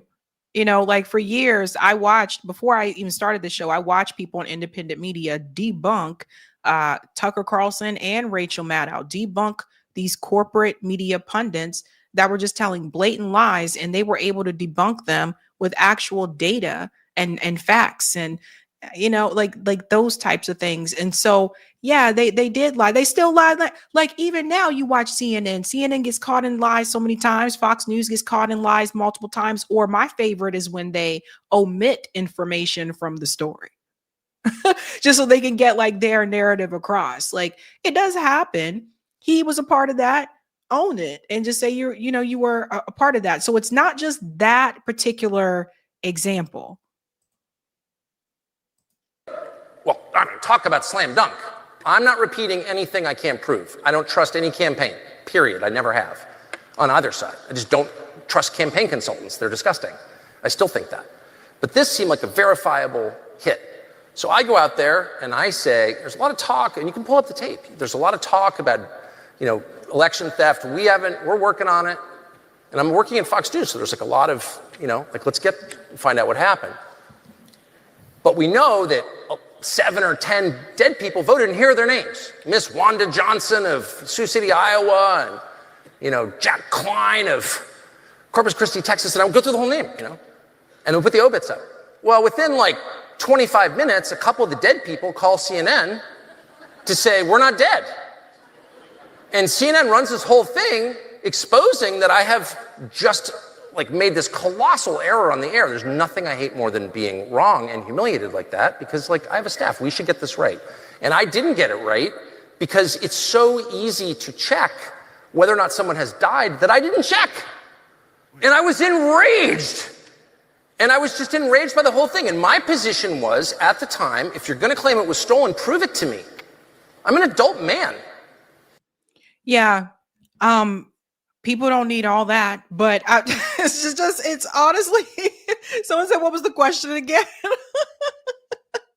Yeah. He was triggered by that one. That one, I think really got under his skin. When we talk about taking our power back, one thing I can tell you that I've noticed from the youth today, they are fearless.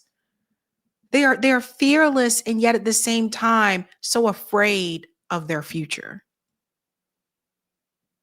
Because the generations that came before them and the people in power did not leave a world that they can look forward to, or an economy that they can look forward to.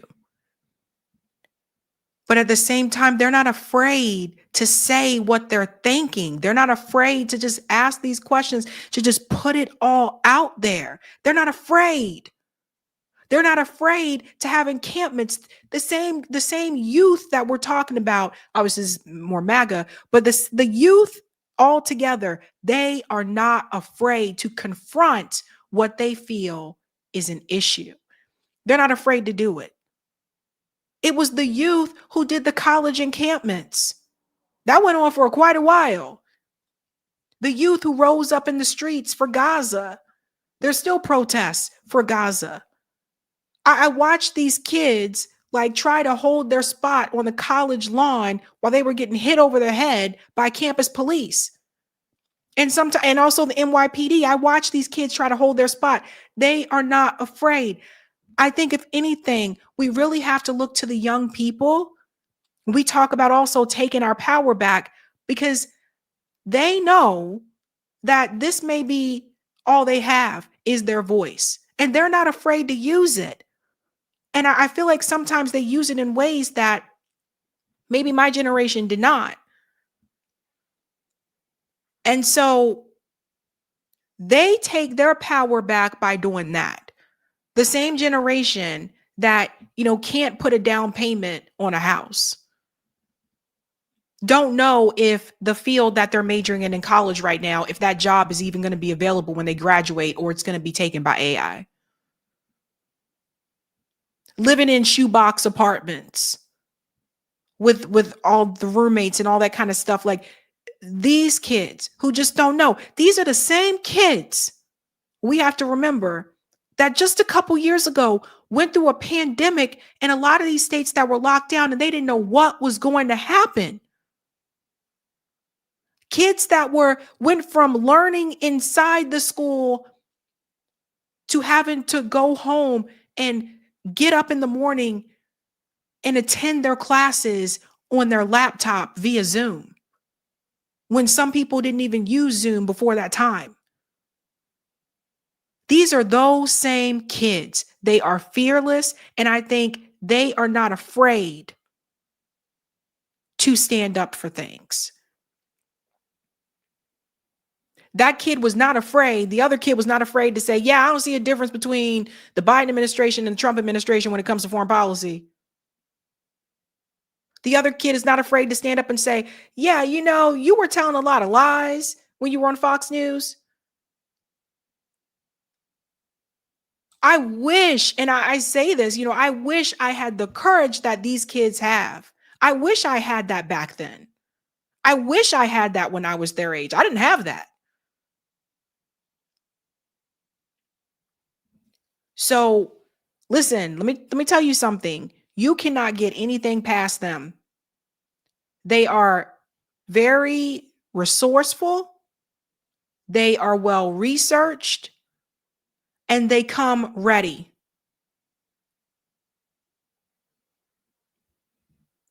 They take their power back this way. There's many different ways that people can do this. But I don't like when people put the youth down, because I look at the youth and I see different things. I look at them and I see, oh, wow, I wasn't doing that at their age, I think we got to cut the kids a little bit of slack. And I think also what this particular story here showed me is that all this stuff that happened with Charlie Kirk's death, which I still question, with Charlie Kirk's death, with the donors pulling out of Turning Point USA, Tucker Carlson ended up speaking at a Turning Point event anyway. And the people seem to welcome him. So who had the right idea here? Charlie Kirk or the donors?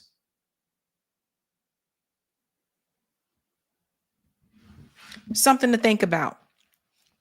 That is it for me tonight, guys. I will be live again Sunday evening, ladies and gents.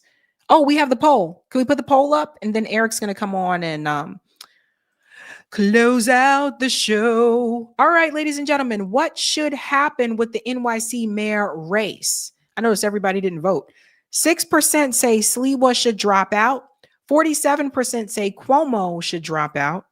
5% say Zoran should drop out. And 42% say all candidates should stay in. But it's hilarious. 47% said Andrew Cuomo should drop out. Oh my gosh. Oh my gosh. And all right, guys. Cuomo, right? Anything but. Were you saying that we didn't get 100% voter participation in our poll? Yeah, but that's okay. It doesn't always work out that way. We had a pretty good turnout. Yeah, but I just think that people, I just think Andrew Cuomo is he's it's not far away too. It's not far away, but that is it for me, guys. Have a good night. Keep up the fight. All right. We'll say good night to our Sabrina here. We'll do a little resize here. I'm looking for the right button. That's the one I'm looking for. All right. Yeah, so just in closing here, we got a couple chats to read. I also wanted to mention, on the Amazon story, I do think we do want to be careful about. Um, fo- I'll put it this way: like AI and robotics are a tool, and they it's and so it can be a little tricky. You don't want to focus too much on the tool, and you want to be focusing more on the wielder, on who benefits from it. And so as long as you have like billionaires and their mega corporations controlling the technology, well, of course they're going to use it to just wipe out jobs and just do everything cheaper. Now, imagine if Amazon was reorganized as a worker co-op and worker controlled, right, and democratically operated by the workers. What would they do in that situation?